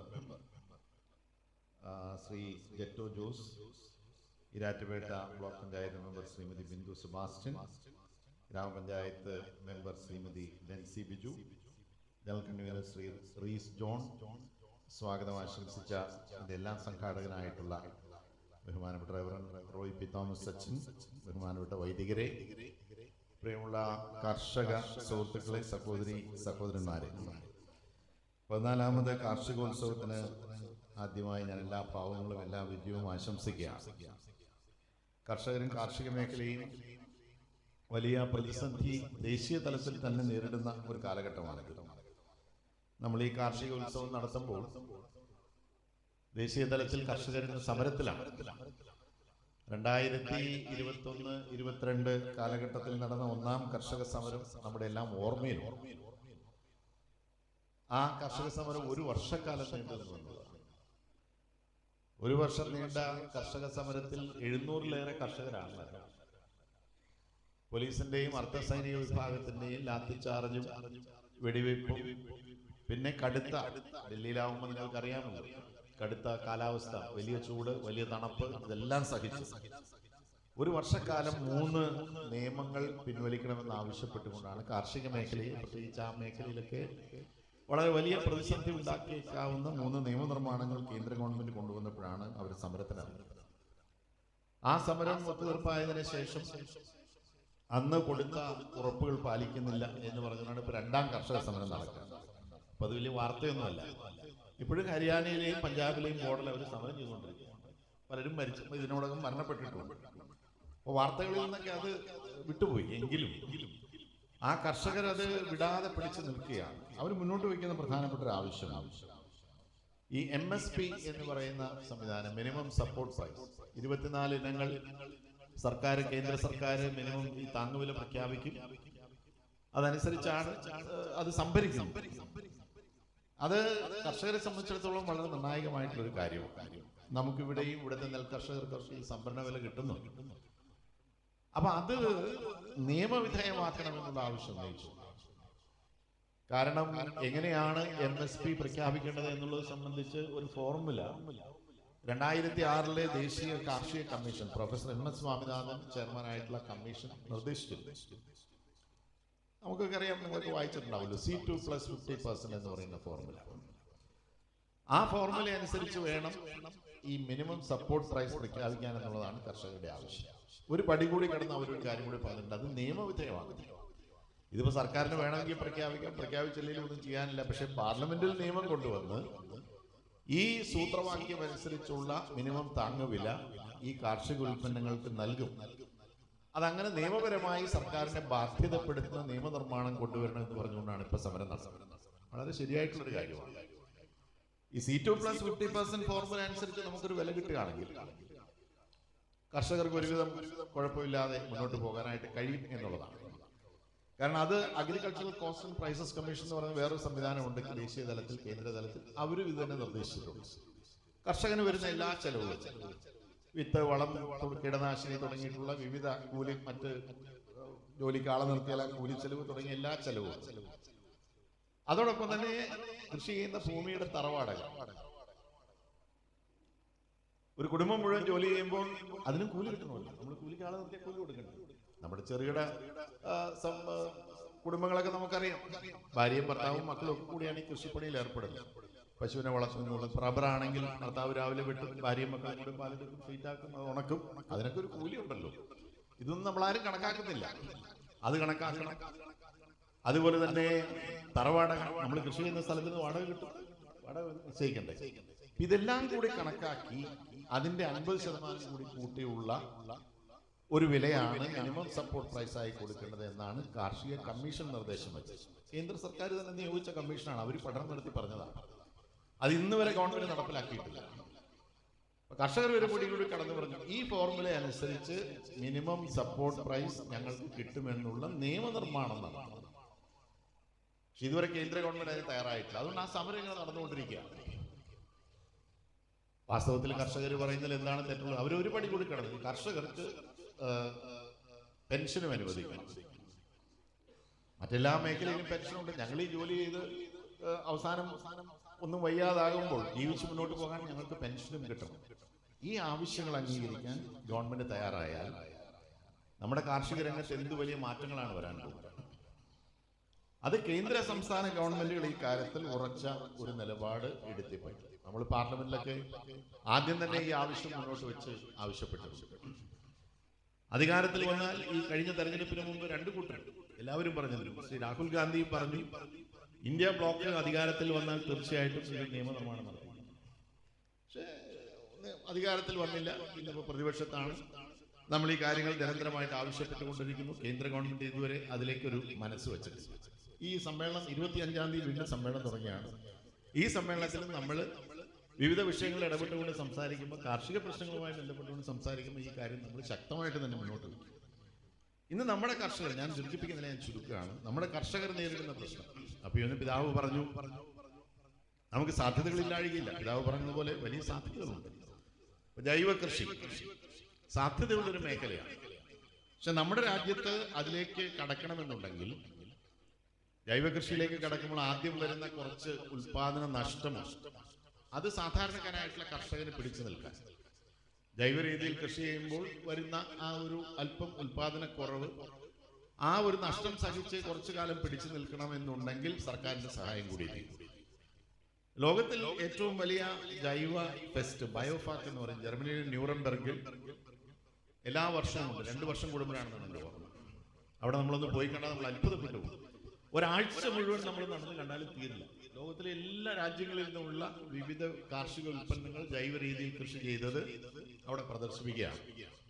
ഒരാഴ്ചക്കാലം അവിടെ വലിയൊരു മേളയാണ്. നമുക്ക് നടന്ന് കണ്ടാൽ തീരില്ല എന്നുള്ളത്. എല്ലാത്തരം ഉൽപ്പന്നങ്ങളും, ഫർണിച്ചർ, ഡ്രസ് എല്ലാം ജൈവ രീതിയിൽ ഉണ്ടാക്കിയത് അവിടെ പ്രദർശിപ്പിക്കുന്നത് കാണാനിടയാണ്. നമ്മുടെ രാജ്യത്തിന്റെ ഒരു സാന്നിധ്യം എന്ന് പറഞ്ഞാൽ വളരെ കുറച്ച്, നമ്മളെക്കാളൊക്കെ വളരെ ചെറിയ ഈ സൗത്ത് അമേരിക്കൻ രാജ്യങ്ങളിൽ നിന്നൊക്കെ എല്ലാ ഉൽപ്പന്നങ്ങളും ജൈവ രീതിയിൽ കൃഷി ചെയ്യുന്നത് വന്ന് അവിടെ അതിനെല്ലാം മാർക്കറ്റ് കണ്ടെത്തിയാണ്. ലോകത്തു നിന്നുള്ള ഒത്തിരി ആളുകൾ വരികയാണ്. അപ്പൊ അവിടെ വെച്ച് തന്നെ കരാറിൽ ഏർപ്പെടുന്നു. അങ്ങനെയുള്ള സാധനങ്ങൾ വിപണനം ചെയ്യാനുള്ള വലിയ സാധ്യത. അതാണ് പിതാവ് പറഞ്ഞത്. ചുമ്മാ കൃഷി ചെയ്തെന്ന് പറയാൻ പറയുന്നത്, വിപണനം ചെയ്യാനുള്ള സംവിധാനം കൂടി ഉണ്ടാക്കണം. അല്ലെങ്കിൽ പാവപ്പെട്ട കർഷകന്റെ പരിപാടി അതോടുകൂടി അവസാനിക്കും. അവന്റെ കൃഷിയെല്ലാം തീരും. 1-2 റൗണ്ട് കഴിയുന്നതോടുകൂടി അവൻ ബാധ്യതക്കാരനും കടക്കാരനുമാണ്.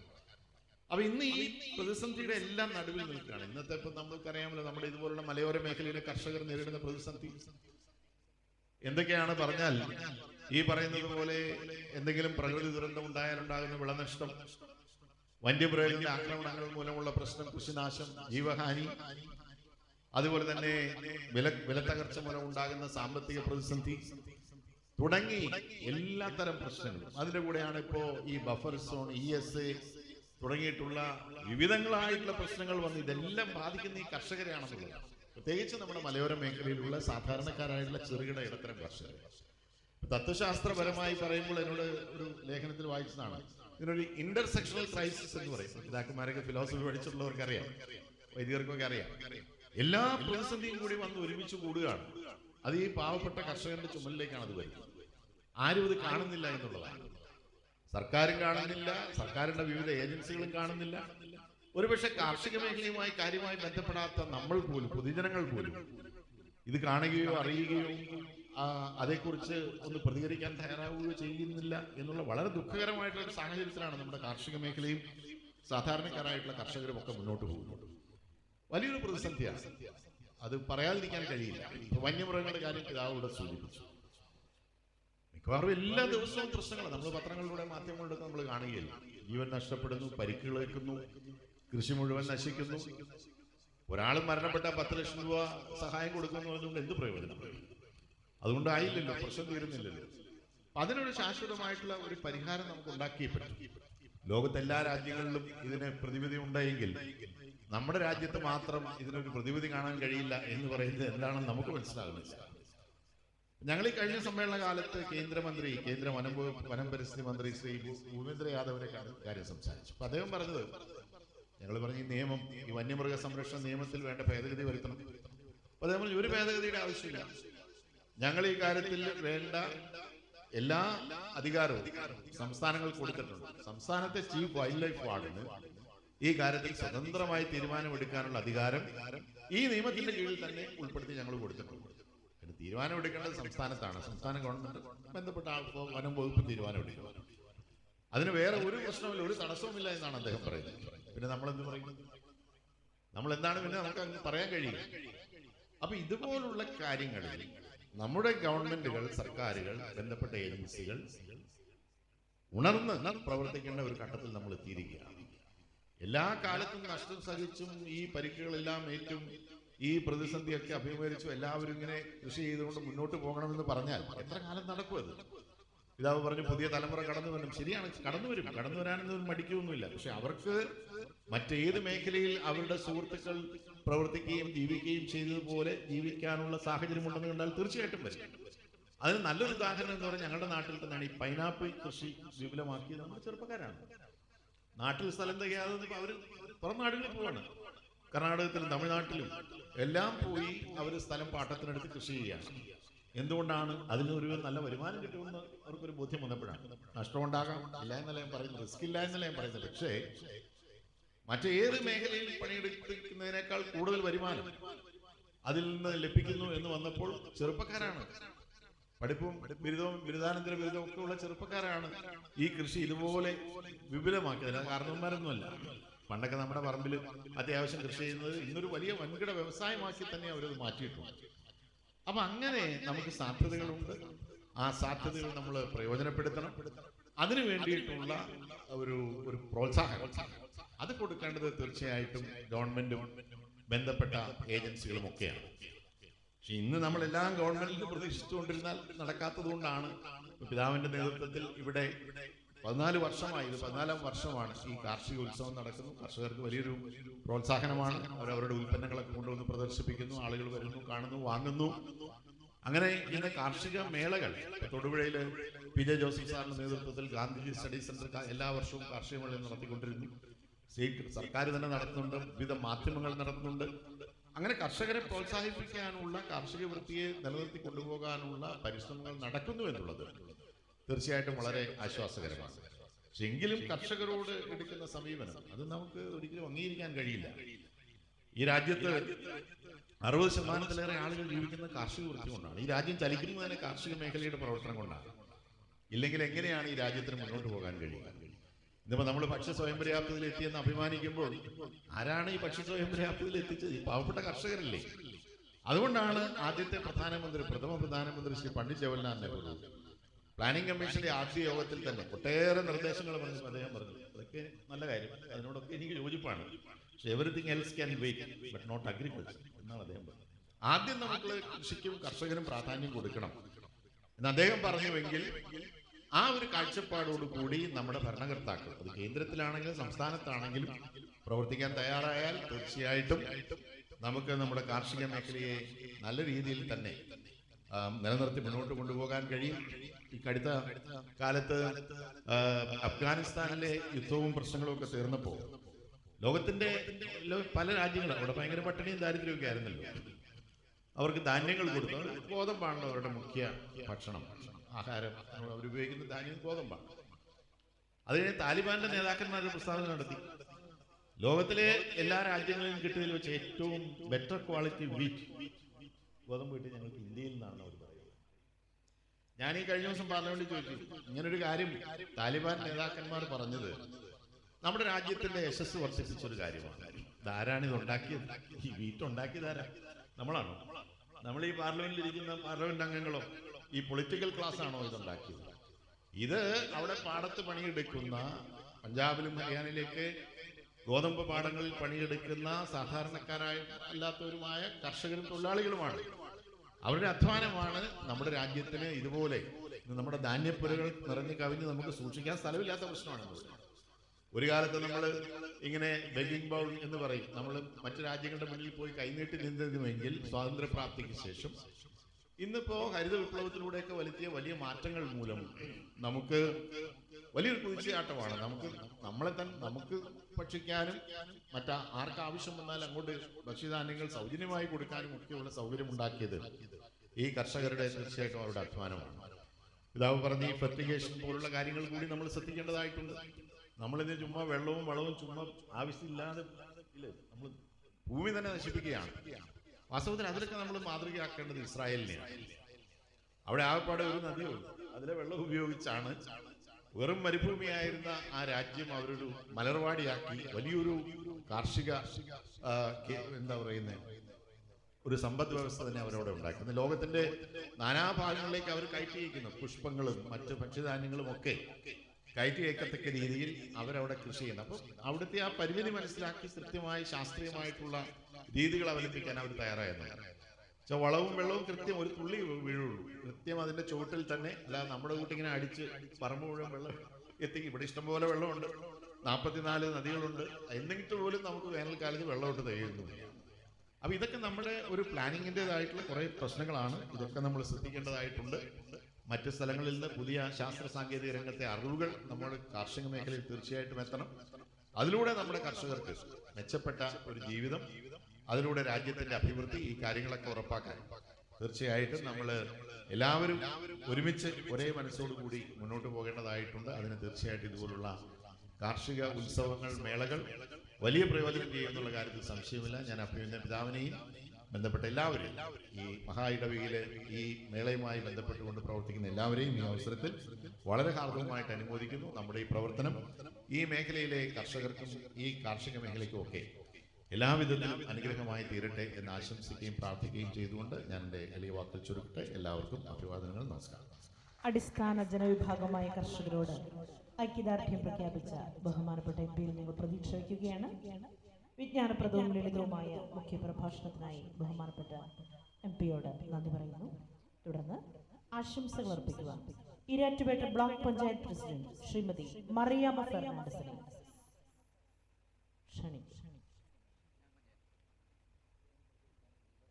ക്ഷണിക്കുക. ആശംസകൾ അർപ്പിക്കുക.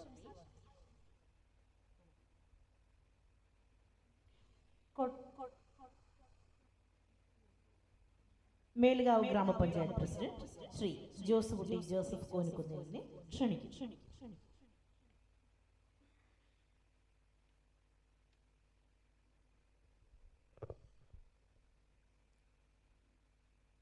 CSI ഈസ്റ്റ് കേരള ഡയസ് സംഘടിപ്പിച്ചിരിക്കുന്ന ഈ 14ാമത് കാർഷികോത്സവത്തിൻ്റെ അധ്യക്ഷനായിരിക്കുന്ന ഏറ്റവും ആദരണീയനായ ഫ്രാൻസിസ് തിരുമേനി, ഈ കാർഷികോത്സവം ഉദ്ഘാടനം ചെയ്ത മധ്യ കേരള CSI ഡയസിൻ്റെ മലയിൽ തിരുമേനി, വേദിയിലിരിക്കുന്ന നമ്മുടെ ജില്ലാ പഞ്ചായത്ത് മെമ്പർ, ഷോണം ബ്ലോക്ക് പഞ്ചായത്ത് പ്രസിഡന്റ് മറിയമ്മ ഫെർണാണ്ടസ്, മറ്റ് ബ്ലോക്ക് പഞ്ചായത്ത് പ്രതിനിധികൾ, സദസ്സിലിരിക്കുന്ന വൈദിക ശ്രേഷ്ഠന്മാരെ, വിവിധ വകുപ്പുകളിൽ ജോലി ചെയ്ത് ഇവിടെ എത്തിയിരിക്കുന്ന ഏറ്റവും പ്രമുഖരെ, പ്രിയപ്പെട്ടവരെ, ഞാൻ മേലാ പഞ്ചായത്ത് ഗ്രാമപഞ്ചായത്ത് പ്രസിഡന്റ് ആയിട്ട് കേവലം 1 മാസം കഴിഞ്ഞതേ ഉള്ളൂ. എന്നെ സംബന്ധിച്ച് ഈ കാലയളവിലെ ഏറ്റവും നല്ലൊരു പ്രൗഢഗംഭീരമായൊരു പ്രോഗ്രാമായിട്ട് ഞാൻ ഇതിനെ കാണുന്നു. ശരിക്കും ഈ കാർഷികോത്സവം ഈ 2 ദിവസക്കാലത്തോളം ഈ പ്രദേശത്തിന് ഒരു ഉത്സവം തന്നെയായി മാറുമെന്ന കാര്യത്തിൽ യാതൊരു സംശയമില്ല. കർഷകരെ സംബന്ധിച്ച് ഏറ്റവും ഒരു പ്രതിസന്ധി ഘട്ടത്തിലൂടെയാണ് ഇപ്പോൾ കടന്നു പോകുന്നത്. അവന്റെ ഉൽപ്പന്നങ്ങൾക്ക് ന്യായമായ വില കിട്ടണം.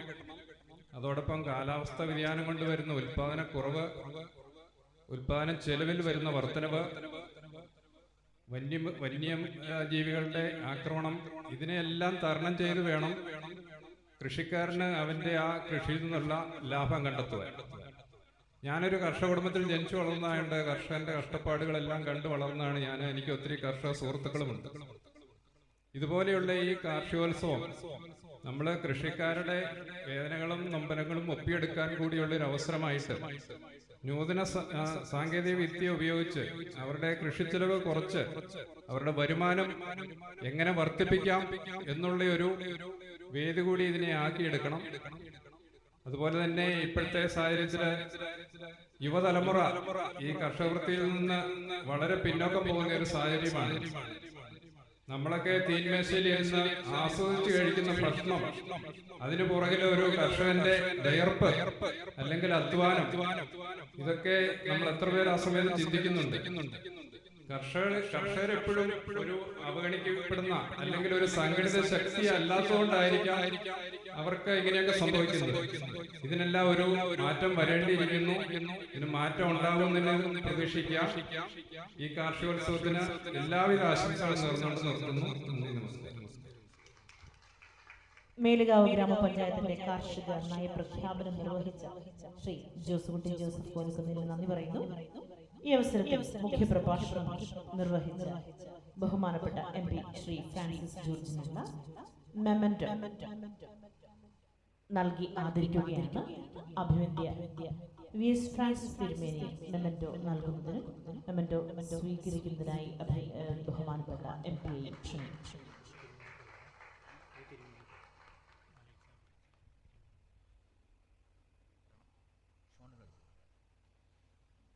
ഒരിക്കൽ കൂടി ബഹുമാനപ്പെട്ട MPയോടുള്ള ഞങ്ങളുടെ നന്ദി അറിയിക്കുകയാണ്.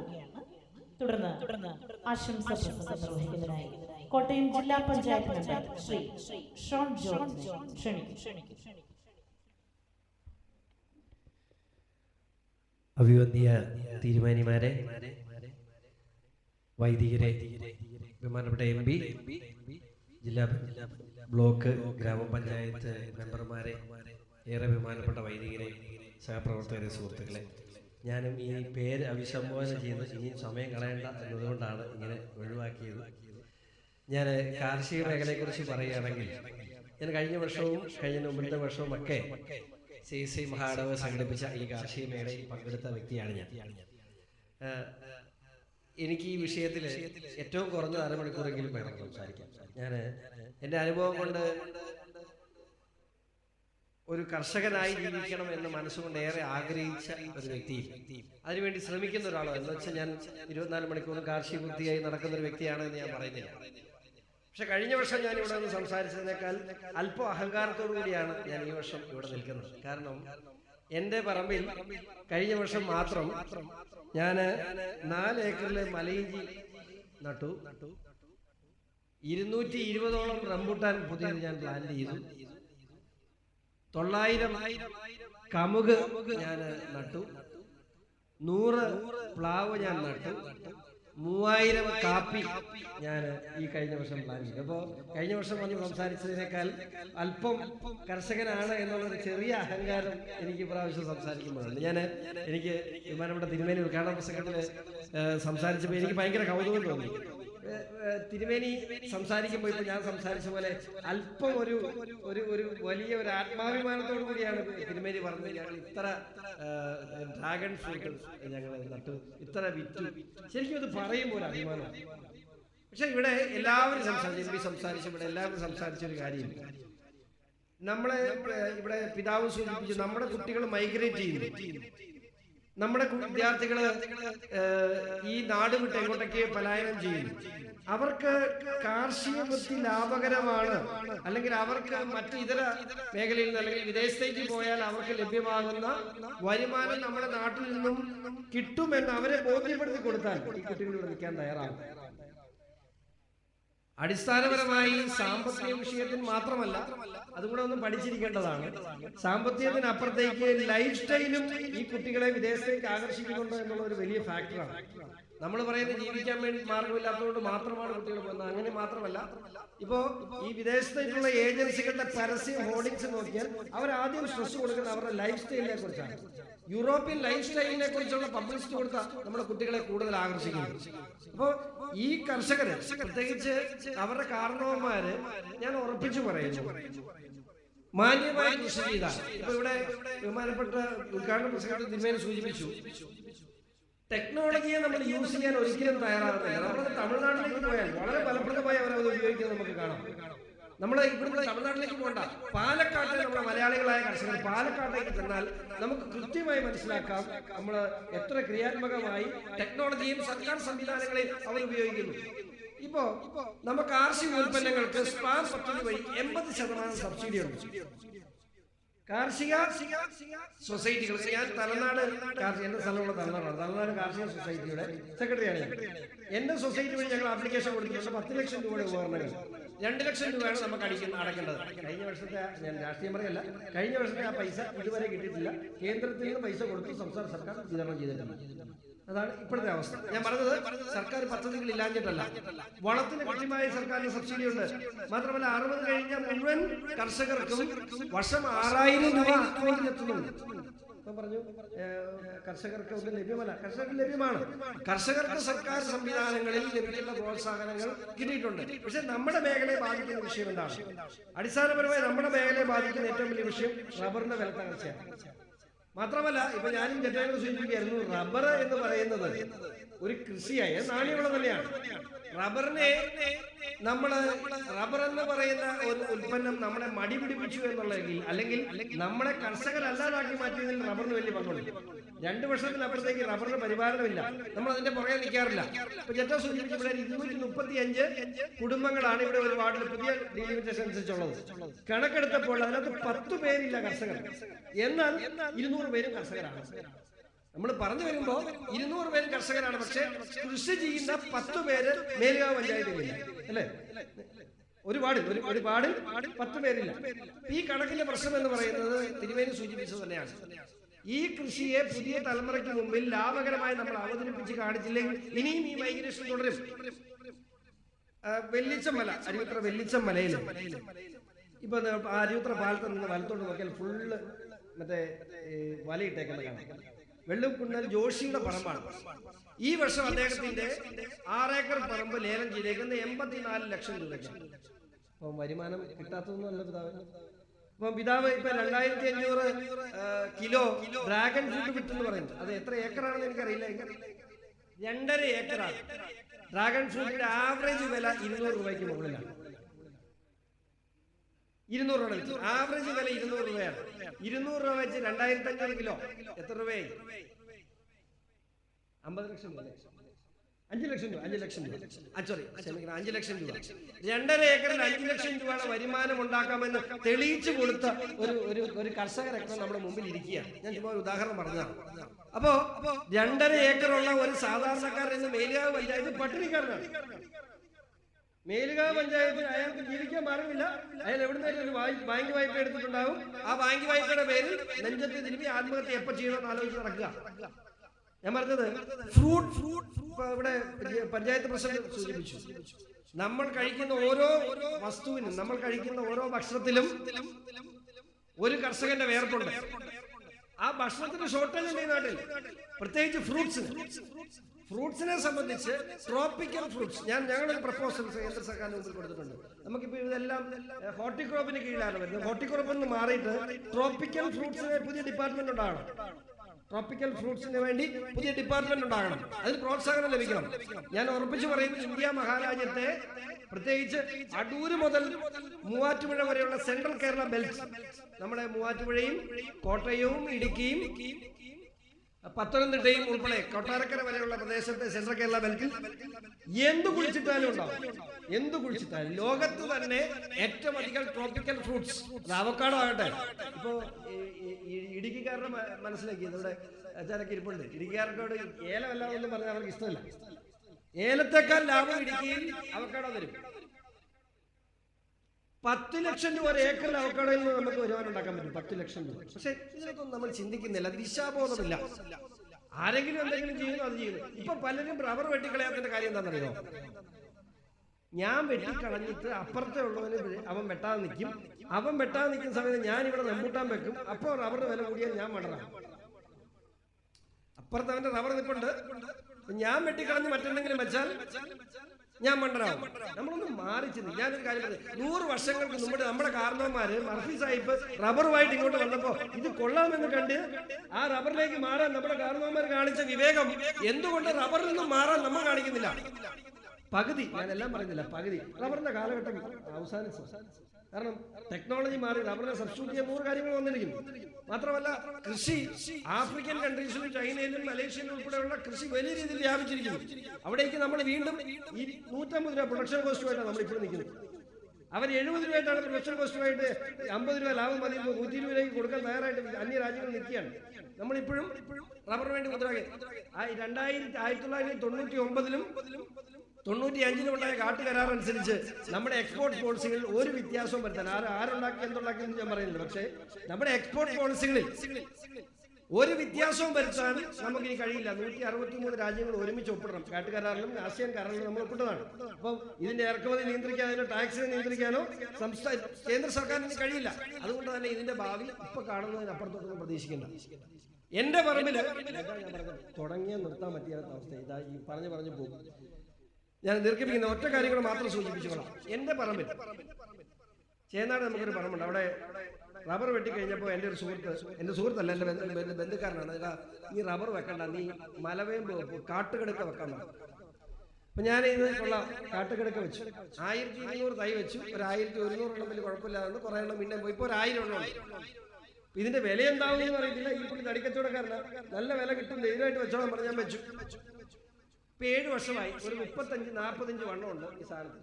ഈ ഫ്ലൈവുഡിന് പകരം സോഫ്റ്റ് വുഡായിട്ട് ഫ്ലൈവുഡിന് പൊളിക്കാൻ പോകുന്ന സാധനമാണ്. കഴിഞ്ഞ ദിവസം ഈ കാറ്റത്ത് ഒരു 6 എണ്ണം ഒടിഞ്ഞു. ഒരെണ്ണം മൂർത്തിപ്പെട്ടി ഞാൻ വെച്ചു, ബാക്കി 5 എണ്ണം. അപ്പൊ നമ്മുടെ അവിടെയുള്ള തൊഴിലാളികൾ 3-4 പേര് ട്രേഡ് യൂണിയൻകാരാണ്. ചാക്കോച്ച ഞങ്ങൾ വെട്ടിയെടുത്തോട്ടെ എന്ന് വെച്ചു. നമ്മുടെ പാർട്ടിക്കാരാണ്. ഞാനപ്പോൾ എനിക്കൊന്നും പറയാൻ പറ്റില്ല, എടുത്തോളാൻ പറഞ്ഞു. അപ്പോൾ ഞങ്ങൾ കൊണ്ട് കൊടുത്തിട്ട് കിട്ടുന്ന പൈസ ഞങ്ങൾ ചെലവ് കഴിഞ്ഞിട്ട് ഇവിടെ തന്നേക്കാന്ന് പറഞ്ഞു. ഞാൻ സത്യമായിട്ടും പ്രതീക്ഷിച്ചത് ഈ 5 മരം കൊണ്ട്, അതായത് 7 വർഷമായതുള്ളൂ, 5 മരത്തിനകത്ത് ഇവര് പോയിട്ട് ഇമാരുടെ കള്ളൂടിയും കഴിഞ്ഞ് ഇമാർ ഇതും വെട്ടിക്കഴിഞ്ഞ് ഇമാർ ലോഡിങ് കഴിഞ്ഞ് ഒരു 2000 രൂപ കൊണ്ട് തന്ന ബാക്കി എൻ്റെ കയ്യിൽ നിന്ന് കാശിമാർ പിന്നെയും ചോദിക്കുമെന്നുള്ള പേടിച്ചാണ് ഞാൻ ഇരുന്നത്. ദൈവസത്യം ഞാൻ വീട്ടിൽ വൈകുന്നേരം വന്ന് കയറിയപ്പോൾ ചേനാട് പറമ്പിൽ നിന്ന് ഒരാൾ വന്നിരുന്നു. കുറച്ച് പൈസ വന്നിട്ടുണ്ടെന്ന് പറഞ്ഞാൽ എൻ്റെ പൈസ ഞാൻ എണ്ണ നോക്കിയപ്പോൾ 22,000 രൂപയുണ്ട്. ഞാൻ ഞെട്ടിപ്പോയി. കാരണം ഇവന്മാർ ആവശ്യത്തിന് കള്ളു കുടിച്ചിട്ടുണ്ട്, ഇമാർ അതിനകത്ത് പോയ വഴിക്ക് ആവശ്യത്തിന് ചെലവെടുത്തിട്ടുണ്ട്. ഇതെല്ലാം കഴിഞ്ഞിട്ട് എനിക്ക് 22,000 രൂപ കൊണ്ട് തന്നു. അപ്പോൾ ഇമാർ അതിനകത്ത് കുറച്ച് പൈസ അവരെടുത്തിട്ടുണ്ട്. അപ്പോൾ എനിക്ക് മനസ്സിലായി ഈ സാധനത്തിൽ ഇത്ര 7-ാം വർഷമായ എൻ്റെ 5 മരത്തിന് 22,000 രൂപ വില കിട്ടി എന്ന് പറഞ്ഞപ്പോൾ എനിക്ക് ഉറപ്പായി ആ മരം ഞാൻ ഈ വെച്ച വളം കൂടെ ഇടാൻ കെട്ടിക്കുന്നുണ്ട്. ഞാൻ പറഞ്ഞത് മാറി ചിന്തിക്കാൻ, അത് ഫ്രൂട്ട് പ്ലാന്റ്സിലേക്ക് മാറാൻ. റബ്ബറെ മുഴുവൻ വെട്ടിക്കളയണമെന്ന് ഞാൻ പറയുന്നില്ല, റബ്ബർ കുറച്ച് നിൽക്കട്ടെ, അവിടെ പകുതി മാറി ചിന്തിക്കണം.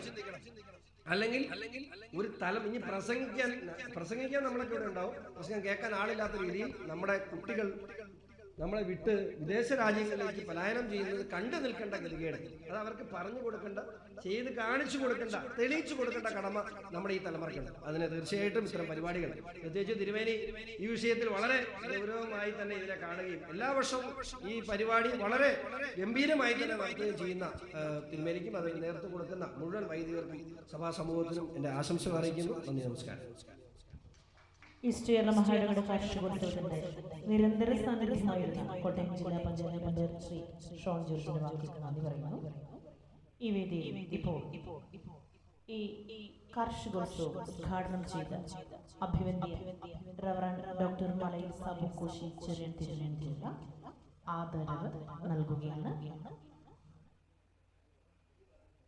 ഒപ്പം ആശംസാ പ്രസംഗം നിർവഹിച്ച നമ്മുടെ കോട്ടയം ജില്ലാ പഞ്ചായത്ത് മെമ്പർ ശ്രീ ഷോൺ ജോർജ് മെമന്റോ സമർപ്പിക്കും.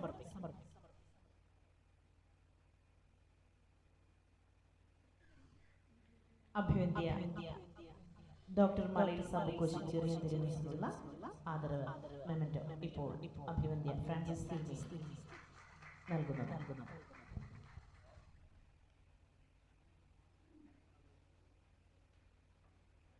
ആശംസ പ്രസംഗം നിർവഹിക്കുന്നതായി മേലുകാവ് സർവീസ് കോഓപ്പറേറ്റീവ് ബാങ്ക് മെമ്പറും ബ്ലോക്ക് മെമ്പറുമായ ശ്രീ ജെറ്റോ ജോസ് ക്ഷണിക്കും.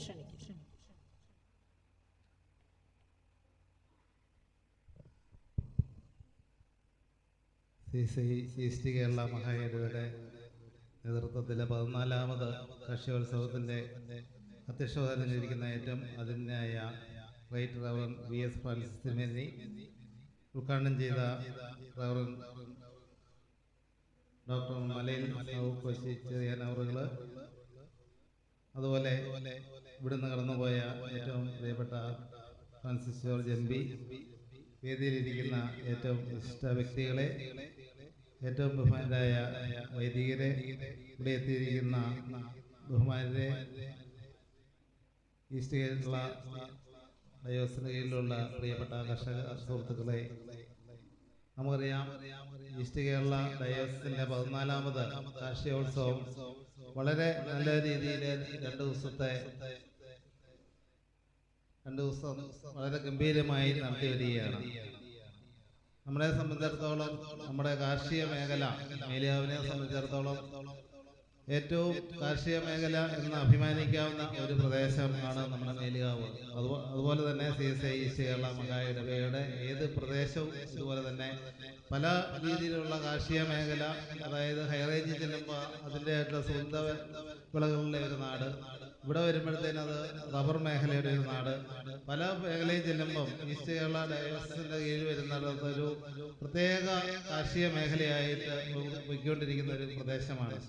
നമ്മളെ സംബന്ധിച്ചിടത്തോളം 14ാമത് കാർഷികോത്സവം വളരെ നല്ല രീതിയിൽ എല്ലാ വർഷവും നടന്നു വരുന്നു. അതിൽ മിക്കവാറും ഉള്ള കാലങ്ങളിലൊക്കെ ഈ കാർഷികോത്സവത്തിൽ പങ്കെടുക്കാനായിട്ട് അവസരം ലഭിച്ചിട്ടുണ്ട്.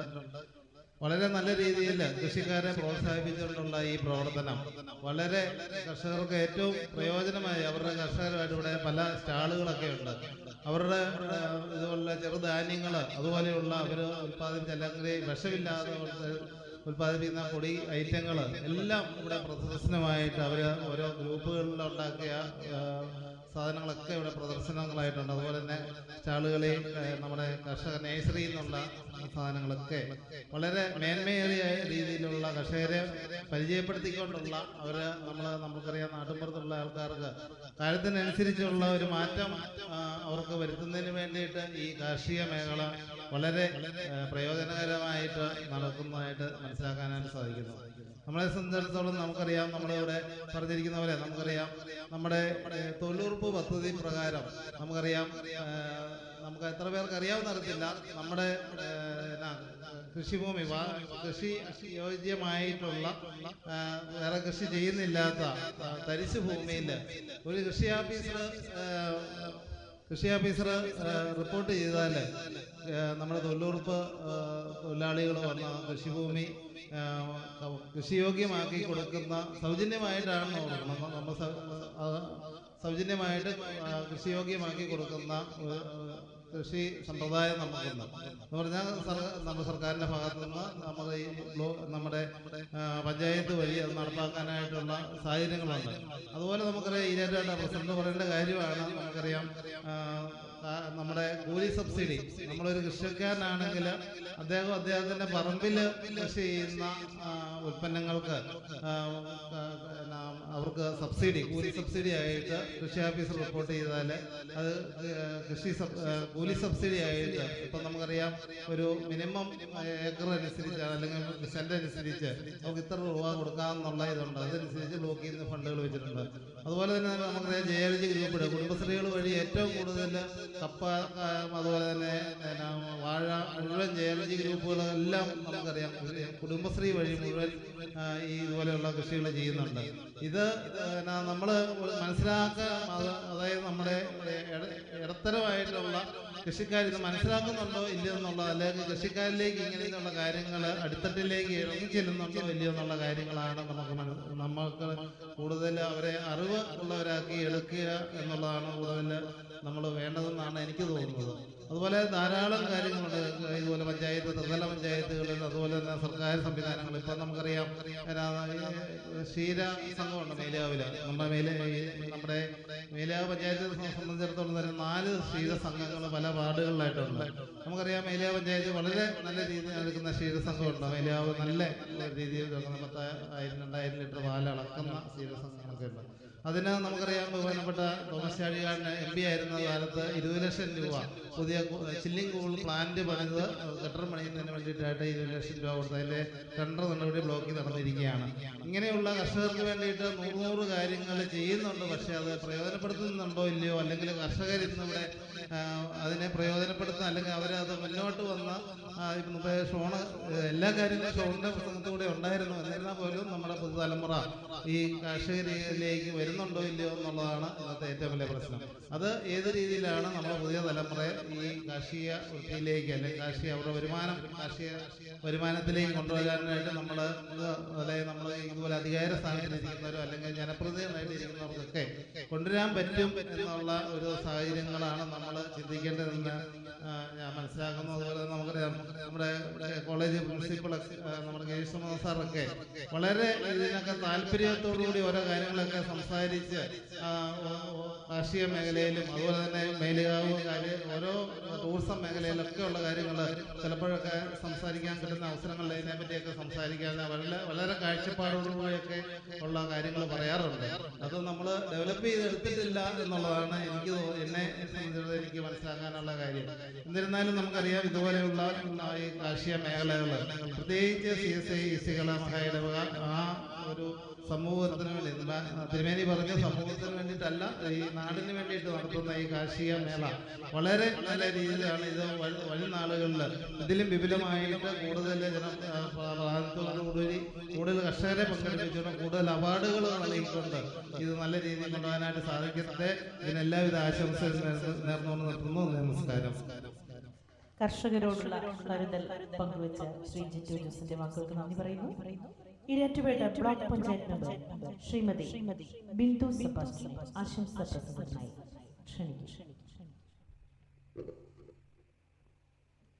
14ാമത് കാർഷികോത്സവത്തിന്റെ അധ്യക്ഷപദം അലങ്കരിക്കുന്ന ഏറെ ആദരണീയനായ മഹായിടവകയുടെ അധ്യക്ഷൻ റൈറ്റ് റവറൻഡ് ES ഫ്രാൻസിസ് തിരുമേനി കാർഷിക മേള ഉദ്ഘാടനം ചെയ്ത് വളരെ അനുഗ്രഹപ്രദവും പ്രചോദനവുമായ വാക്കുകൾ നൽകിയ സാബു ചെറിയാൻ തിരുമേനി, വേദിയിലും സദസ്സിലും ഉപവിഷ്ടരായിരിക്കുന്ന വൈദിക ശ്രേഷ്ഠരെ, ജനപ്രതിനിധികളെ, പ്രിയപ്പെട്ടവരെ, 14ാമത് കാർഷികോത്സവത്തിനാണ് ഇന്നിവിടെ തിരി തെളിഞ്ഞിരിക്കുന്നത്.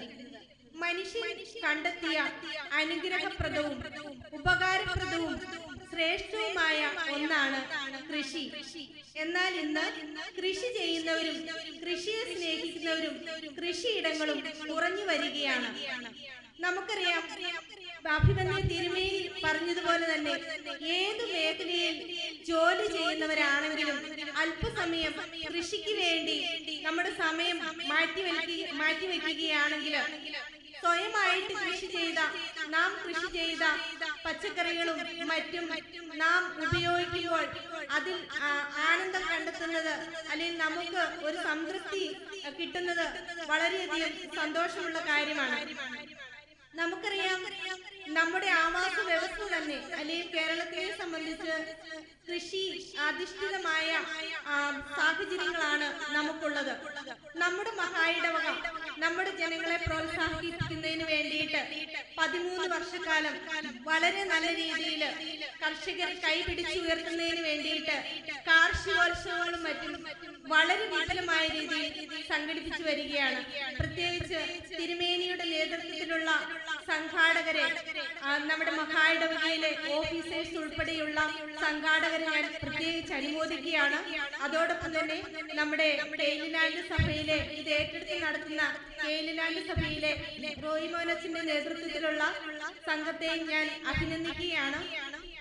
നമ്മുടെ ഈ കാലഘട്ടത്തില് നമുക്ക് ഭക്ഷ്യ പ്രതിസന്ധി നേരിടുന്ന കാലം വിദൂരമല്ല. നമ്മുടെ കയ്യിൽ കാശുണ്ടെങ്കിലും അത് വാങ്ങിക്കാൻ കിട്ടാത്ത ഒരു പ്രതിസന്ധി നമുക്കിടയിലേക്ക് വരും എന്നുള്ളത് വിദൂരമല്ലാത്ത ഒരു കാലഘട്ടത്തിലാണ് നാം നിൽക്കുന്നത്. അപ്പോൾ തീർച്ചയായും നമ്മൾ കൃഷിക്ക് വേണ്ടി നമ്മുടെ കുടുംബാംഗങ്ങളും നാമും വിഷരഹിതമായ പച്ചക്കറികളും മറ്റും കൃഷി ചെയ്യുന്നതിന് നാം താല്പര്യപൂർവ്വം സമയം കണ്ടെത്തുകയും അതിനു വേണ്ടിയിട്ട് നമ്മൾ ശ്രമിക്കുകയും വേണം. തീർച്ചയായിട്ടും നമ്മുടെ മഹായിടവക നൽകുന്ന ഈ പ്രോത്സാഹനം ഏറെ നമുക്ക് ഗുണപ്രദമാണ്. നമ്മുടെ പല വൈദിക ശ്രേഷ്ഠരും നല്ല രീതിയിൽ കൃഷി ചെയ്യുന്നവരാണ്. നമുക്ക് വീണ്ടും ഇതുപോലെയുള്ള കാർഷിക മേളകൾ സംഘടിപ്പിച്ച് നല്ല നാളേക്ക് വേണ്ടിയിട്ട് എല്ലാവർക്കും ഒറ്റക്കെട്ടായിട്ട് നിന്ന് പ്രവർത്തിക്കാം എന്ന് മാത്രം പറഞ്ഞുകൊണ്ടും ഈ കാർഷിക മേളയ്ക്ക് എല്ലാവിധ ആശംസകൾ അർപ്പിച്ചുകൊണ്ടും ഞാൻ എൻ്റെ വാക്കുകൾ നിർത്തുന്നു. നന്ദി, നമസ്കാരം. Thank you Shrimati Bindu Sebastian. Town ward member Shrimati Dency ബിജുവിനെ ആശംസയ്ക്കായി ക്ഷണിക്കും.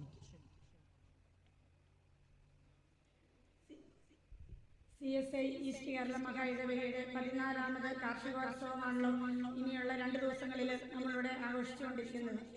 ഈ യോഗത്തിന്റെ അധ്യക്ഷപദം അലങ്കരിച്ച നമ്മുടെ ഏറ്റവും ആദരണീയനായ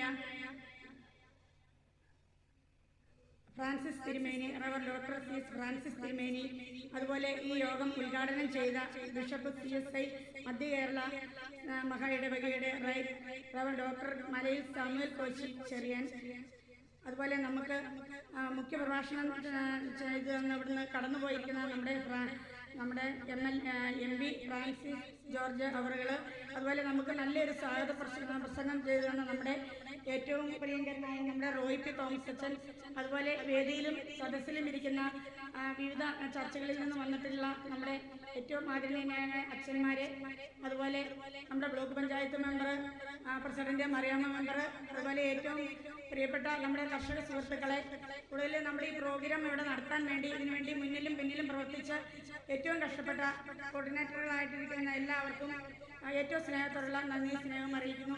അതുപോലെ ആദ്യം മുതൽ നമ്മുടെ മുന്നിലിരിക്കുന്ന നമ്മുടെ ഹെൻറി ബക്കർ കോളേജിലെ നമ്മുടെ ഡോക്ടർ ഗിരീഷ് കുമാർ സാർ ഇവിടെ ഇരിപ്പുണ്ട്. സാറിന് ഏറ്റവും സ്നേഹത്തോടുള്ള നന്ദി അറിയിക്കുന്നു. പിന്നെ നമ്മൾ എല്ലാവരും കർഷക കുടുംബത്തിൽപ്പെട്ടവരാണ്. അതുപോലെ ഇപ്പോഴത്തെ യുവജനങ്ങളായ കുട്ടികളൊക്കെ കൃഷിയുടെ കാര്യങ്ങൾ പറയുമ്പോൾ തന്നെ അവർക്ക് തീരെ താല്പര്യമില്ല. അവർക്ക് ജോലിയൊക്കെ ചെയ്ത് വിദേശങ്ങളിലേക്ക് പോകാനാണ് അവരുടെ ആഗ്രഹം. അതുപോലെ ഇതുപോലെയുള്ള കാർഷികോത്സവമൊക്കെ നടത്തുന്നത് അവർക്കത് ഒരു പ്രചോദനമാകാൻ ഇടയുണ്ട്. അതുപോലെ നമ്മുടെ ഇനി സ്വന്തമായി നമുക്കുള്ള കൃഷിയെങ്കിലും നമുക്ക് ഭക്ഷിക്കാനുള്ളത് 5 സെന്റ് സ്ഥലമുള്ളവരാണേലും അവർ സ്വന്തമായി കൂടയിലാണെങ്കിലും കൃഷി ചെയ്ത് നമുക്കുള്ള ഭക്ഷണത്തിനുള്ള കളിസാധനങ്ങളൊക്കെ ആയിട്ട് ഉൽപ്പാദിപ്പിക്കണമെന്നാണ് എനിക്ക് പറയാനുള്ളത്. അതുപോലെ എല്ലാ വർഷവും നടത്തി വരുന്ന നമ്മുടെ ഈ കാർഷികോത്സവം ഇനിയുള്ള വർഷങ്ങളിലും ഏറ്റവും നല്ല രീതിയിൽ തന്നെ നമ്മുടെ മഹായിടവക പ്രവർത്തിക്കാനുള്ള സർവേശ്വരൻ എല്ലാവിധ അനുഗ്രഹവും നൽകട്ടെ എന്നും എല്ലാവിധ ആശംസകളും നേർന്നുകൊണ്ട് നിർത്തുന്നു. നന്ദി, നമസ്കാരം. കേരളാൻഡ് ചർച്ച് ഉൾപ്പെടുന്ന വാർഡ് മെമ്പർ കൂടിയായ ശ്രീമതി ഡെൽസി ബിജുവിന് നന്ദി അറിയിക്കുന്നു. നമ്മുടെ മധ്യത്തിൽ 2 പ്രധാനപ്പെട്ട ആളുകളുണ്ട്. ഞാൻ സ്വാഗതം പറഞ്ഞപ്പോൾ അത് വിട്ടുപോയി. അഡ്വക്കേറ്റ് ജോയ് തോമസ്, ഇടുക്കി ജില്ലാ മുൻ സഹകരണ ബാങ്ക് പ്രസിഡന്റാണ്. അതുപോലെ കൺസ്യൂമർ ഫെഡ് പ്രസിഡന്റാണ്. അസ്കോ ബാങ്കിൻ്റെ പ്രസിഡന്റ് കൂടിയാണ്. ഞാൻ സ്വാഗതം ചെയ്യുന്നു. അതുപോലെ നമ്മുടെ കോളേജിൻ്റെ പ്രിൻസിപ്പളായിരിക്കുന്ന ഗിരീഷ് കുമാർ സാർ നമ്മോടൊപ്പം ഉണ്ട്. സാറിനെ ഞാൻ സ്വാഗതം ചെയ്യുന്നു. ഈ സമയത്ത് അഡ്വക്കേറ്റ് ജോയ് തോമസ് സാർ ആശംസ സന്ദേശം.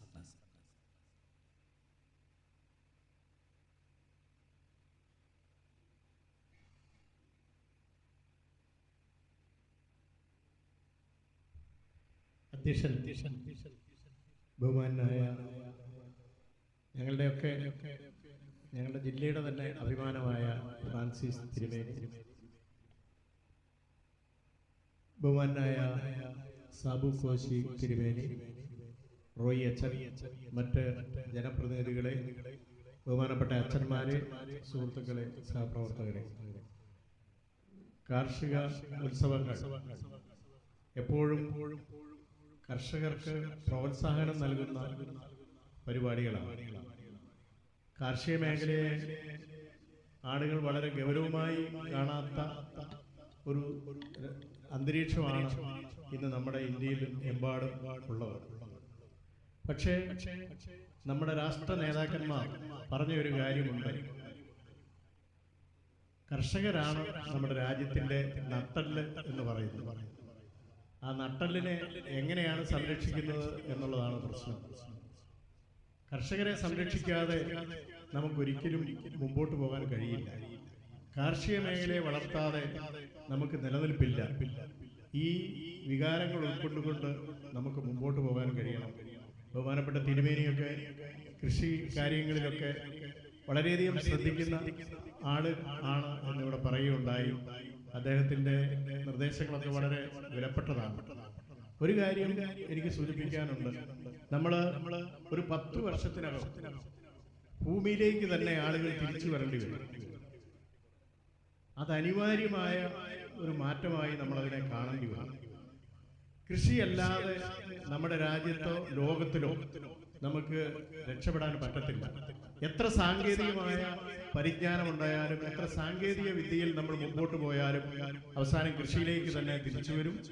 കൃഷിയായിരിക്കും നമ്മുടെയൊക്കെ അവസാന പിടിവള്ളി എന്ന് പറയുന്നത്. കാരണം ഭക്ഷ്യ സാധനങ്ങളില്ലെങ്കിൽ നമുക്ക് ജീവിക്കാൻ പറ്റാത്ത സ്ഥിതിവിശേഷം ഉണ്ടാകും. അപ്പോൾ എത്ര വിദേശത്ത് പോയാലും അവസാനം കൃഷിയിലേക്ക് തന്നെ തിരിച്ചു വരേണ്ടി വരും. ആ ഒരു വികാരത്തോടു കൂടി നമുക്ക് ഇതിനെ കാണണം എന്നാണ് എനിക്ക് അഭ്യർത്ഥിക്കാനുള്ളത്. ഈ റോയി അച്ഛൻ്റെ നേതൃത്വത്തിൽ അച്ഛൻ ഒരു മാസമായിട്ട് പറയുന്ന ഒരു കാര്യമാണ് ഇങ്ങനെ കാർഷിക മേള നടക്കുന്നു എന്നൊക്കെ പറയുന്നു. അച്ഛനാണെങ്കിൽ കഴിഞ്ഞ ഒരാഴ്ചയായിട്ട് എറണാകുളം ജില്ല, ഇടുക്കി ജില്ലയിലെ എല്ലാ അച്ഛൻ കുറേ പേരൊക്കെ പറഞ്ഞു. അപ്പോൾ നമുക്കൊക്കെ വളരെ പരിചയമുള്ള സ്ഥലങ്ങളാണ്. ആ സ്ഥലങ്ങളിലെല്ലാം പോയി കൃഷിക്കാരെ കാണുക, അവരുടെ കാര്യങ്ങൾ അന്വേഷിക്കുക, അവരുടെ കൃഷി സ്ഥലങ്ങൾ സന്ദർശിക്കുക, അതൊക്കെ വളരെ വലിയ കാര്യമാണ്.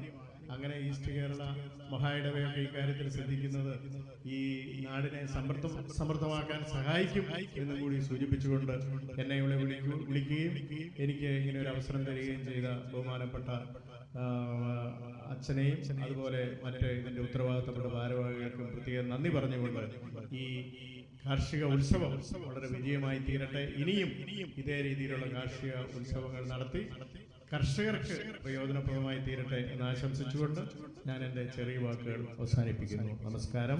ജയ് ഹിന്ദ്. ശ്രീ ജോയ് തോമസിന്റെ വാക്കുകൾക്ക് നന്ദി പറയുന്നു. അടുത്തതായി Henry Baker college principal doctor GS Girish Kumar സാറിനെ ആശംസാ വാക്കുകൾക്കായി ക്ഷണിക്കുന്നു.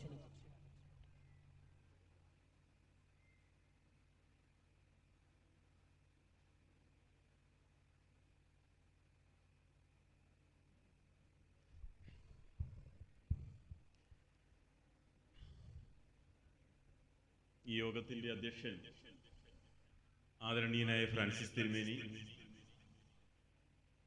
ഈ പരിപാടി ഔപചാരികമായി ഉദ്ഘാടനം ചെയ്ത സാബു തിരുമേനി,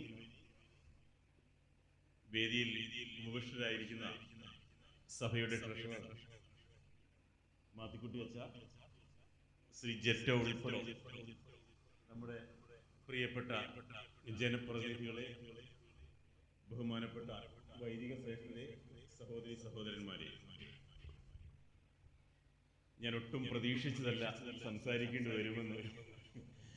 എന്തായാലും വളരെയേറെ സന്തോഷത്തോടെയാണ് ഇത്രയും സമയം ഈ പരിപാടിയിൽ സംബന്ധിച്ച് ഇവിടെ ചിലവഴിച്ചത്. കാരണം 7 വർഷമായി ഹെൻറി ബക്കർ കോളേജിന്റെ പ്രിൻസിപ്പലായിട്ട് വന്നിട്ടും 14 വർഷമായി സഭ നടത്തിക്കുന്ന ഈ പരിപാടിയിൽ ഇത് ആദ്യമായാണ് എനിക്ക് നേരിട്ട് പങ്കെടുക്കാൻ സാധിച്ചത് എന്നുള്ളതാണ് ഉള്ളൊരു സന്തോഷം അറിയുകയാണ്. എനിക്ക് മനസ്സിലോട്ട് ആദ്യം വന്ന ഒരു ചിന്ത, CSI സഭയെ അത്ഭുതത്തോടെ ഞാൻ നോക്കിക്കാണുന്ന പരമപ്രധാനമായ ഒരു കാര്യം, CSI സഭയുടെ ഒരു മതസ്ഥാപനത്തിന്റെ പ്രഖ്യാപിത ലക്ഷ്യം പരിസ്ഥിതി സംരക്ഷണം. ഞാൻ മറ്റൊരിടത്തും കാണാത്ത ഒരു പ്രധാനപ്പെട്ട ഒരു കാര്യമാണ്. ഒരു സഭയുടെ പ്രഖ്യാപിത ലക്ഷ്യം പരിസ്ഥിതിയും മണ്ണും ഈ പ്രകൃതിയും സംരക്ഷിക്കുക എന്നുള്ളത് തിരഞ്ഞെടുത്ത് എത്രയോ ദീർഘവീക്ഷണത്തോടു കൂടിയുള്ള ഒരു വലിയ തീരുമാനമാണ്, പ്രവർത്തനമാണ്. നമുക്കറിയാം, നമുക്ക് ആവശ്യം ഇന്ന് ഏതൊരു രാഷ്ട്രത്തിനും വളർച്ച പ്രാപിക്കാൻ അടിസ്ഥാനപരമായി വേണ്ടത് ആ രാഷ്ട്രത്തിനോട് തന്നെ അവിടുത്തെ മണ്ണിനോടും സംസ്കാരത്തോടും പ്രകൃതിയോടും സർവ്വതിനോടും യഥാർത്ഥത്തിൽ ഒരു അഭിമാനം തോന്നുന്ന ഒരു ജനത ഒരു രാഷ്ട്രത്തിന് ഉണ്ടാവുക എന്നുള്ളതാണ്. ഒരു ലോകമഹായുദ്ധങ്ങൾ വന്നിട്ട് പോലും ഭാരതം എന്തുകൊണ്ട് പിടിച്ചു നിന്നു അക്കാലത്ത് പട്ടിണി നിന്നു എന്നുള്ളതിന് ഉത്തമമായ ഏറ്റവും വലിയ ഒരു വലിയ മറുപടി എന്നുള്ളത് പ്ലാനിംഗ് കമ്മീഷൻ ആദ്യകാലത്ത് പറഞ്ഞതുപോലെ ഇന്ത്യ ഏതൊരു ഹൈടെക് രാജ്യമായാലും വിവര സാങ്കേതിക വിദ്യ വിസ്ഫോടനം നടക്കുന്ന ഇക്കാര്യത്തിൽ ലോകത്തിൽ എവിടെ ഇന്ത്യ എത്തിയാലും ഇന്ത്യ എന്ന രാജ്യത്തിന് അടിസ്ഥാനപരമായി വളർച്ച പ്രാപിക്കാൻ അഗ്രികൾച്ചറൽ സെക്ടറിന് മിനിമം 4% വളർച്ച എൻഷുർ ചെയ്താൽ മാത്രമേ ഇന്ത്യക്ക് വളർച്ച പ്രാപിക്കാൻ പറ്റുമെന്നാണ് പ്ലാനിംഗ് കമ്മീഷൻ അന്ന് പറഞ്ഞത്.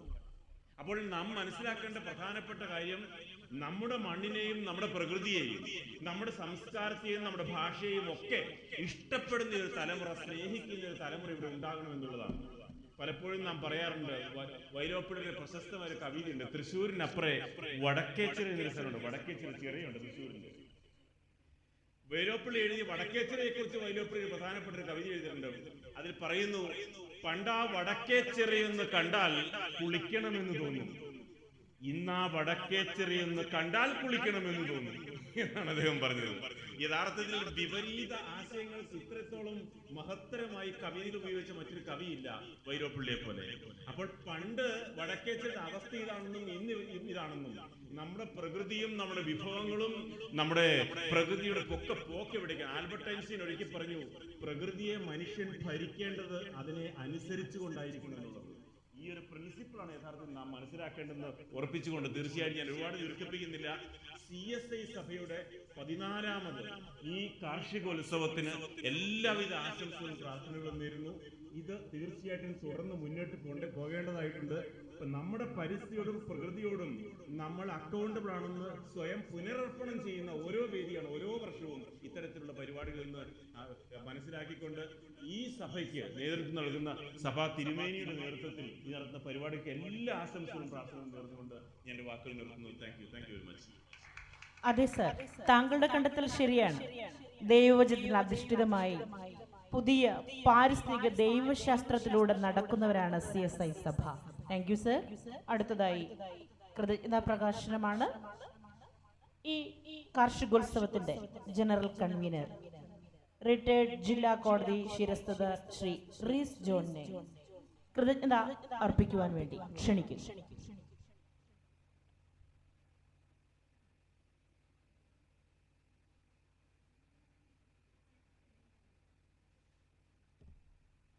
CSI ഈസ്റ്റ് കേരള ഡയോസിസിൻ്റെ 14ാമത് കാർഷികോത്സവത്തിൻ്റെ പ്രാരംഭ മീറ്റിങ്ങിൽ പങ്കെടുത്ത എല്ലാവരോടും കൃതജ്ഞത അറിയിക്കുവാനാണ് ഞാൻ ഈ സമയത്ത് ഇവിടെ നിൽക്കുന്നത്. ഉൽപ്പത്തി പുസ്തകത്തിൽ പറയുന്നത്, ദൈവം മനുഷ്യനെ ഭൂമിയിലാക്കിയത് അതിനെ കാത്തു സൂക്ഷിപ്പാനും അവിടെ വേല ചെയ്യുവാനും എന്നാണ്. നമ്മളുടെ ഡയോസിസ് ഈ മലയിടവകളിലുള്ള കർഷകർക്ക് വേണ്ടി ചെയ്തു കൊടുക്കുന്ന ഒത്തിരി കൃഷി അറിവുകൾ, ആ ഉദ്ദേശമാണ് ഇവിടെ ഒരു കാർഷികോത്സവം 14 വർഷമായിട്ട് നടത്തുന്നത്. ആ കൃഷി അറിവുകൾ 30, 60, 100 മേനി വിളയട്ടെ എന്ന് ആദ്യം ആശംസിക്കുന്നു. ഇതിന് നേതൃത്വം നൽകുന്ന PS ഫ്രാൻസിസ് തിരുമേനിക്കും ഡയോസിസിൻ്റെ ഭാരവാഹികളോടും ഉള്ള നന്ദി ആദ്യം അറിയിക്കുന്നു. ഇതിൻ്റെ അധ്യക്ഷപദം അലങ്കരിച്ച PS ഫ്രാൻസിസ് തിരുമേനിയോടുള്ള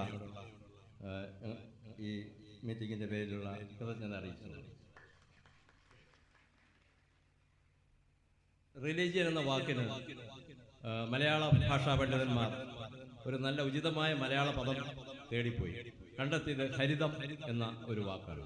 നമുക്കെല്ലാവർക്കും അറിയാം, ഹരിതം എന്ന വാക്ക് ജീവന്റെ നിറം ആണ്. ഭൂമിക്ക് ജീവൻ നിലനിർത്തുന്നത് ഹരിത നിറമാണ്.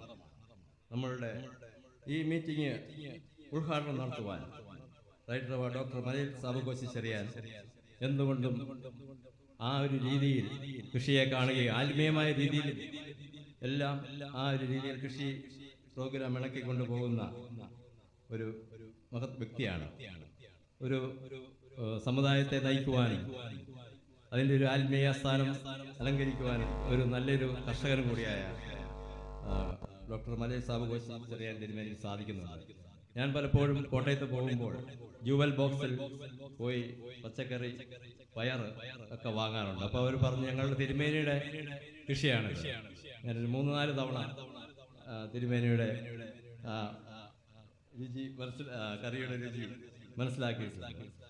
അതുകൊണ്ട് നമുക്ക് ഈ മീറ്റിംഗ് ഉദ്ഘാടനം ചെയ്യുവാൻ നമ്മുടെ ഇടയിലേക്ക് സ്നേഹപൂർവ്വം കടന്നു വന്ന റൈറ്റർ ഡോക്ടർ മലയിൽ സാബുകോശി ചെറിയാനുള്ള കൃതജ്ഞത അറിയിച്ചുകൊള്ളുന്നു. മുഖ്യ പ്രഭാഷണം നടത്തുവാൻ നമുക്ക് വന്നത് നമ്മുടെ ഇടയിലേക്ക് വന്നത് Francis George MP, Kottayam MP ആണ്. വളരെ നല്ല രീതിയിൽ അദ്ദേഹം അത് കൃഷി കാര്യങ്ങൾ വിശകലനം ചെയ്യുകയും നമ്മളുടെ മുമ്പിൽ പ്രസൻറ്റ് ചെയ്യുകയും ചെയ്തു. അദ്ദേഹത്തിന് അദ്ദേഹം 5 മണിക്ക് പ്ലെയിൻ ഇറങ്ങുകയാണ് ചെയ്തത്. നേരെ ഇങ്ങോട്ട് വരികയും ഈ കൃഷിയോടും ഇതിനോട് താല്പര്യമുള്ള ഒരു വ്യക്തി ആയതുകൊണ്ടാണ് അദ്ദേഹം ഇങ്ങോട്ട് നേരെ വരികയും നമുക്ക് നല്ലൊരു മെസ്സേജ് തരികയും ചെയ്ത ഫ്രാൻസിസ് ജോർജ് MP യോടുള്ള നന്ദിയും സ്നേഹവും അറിയിച്ചു.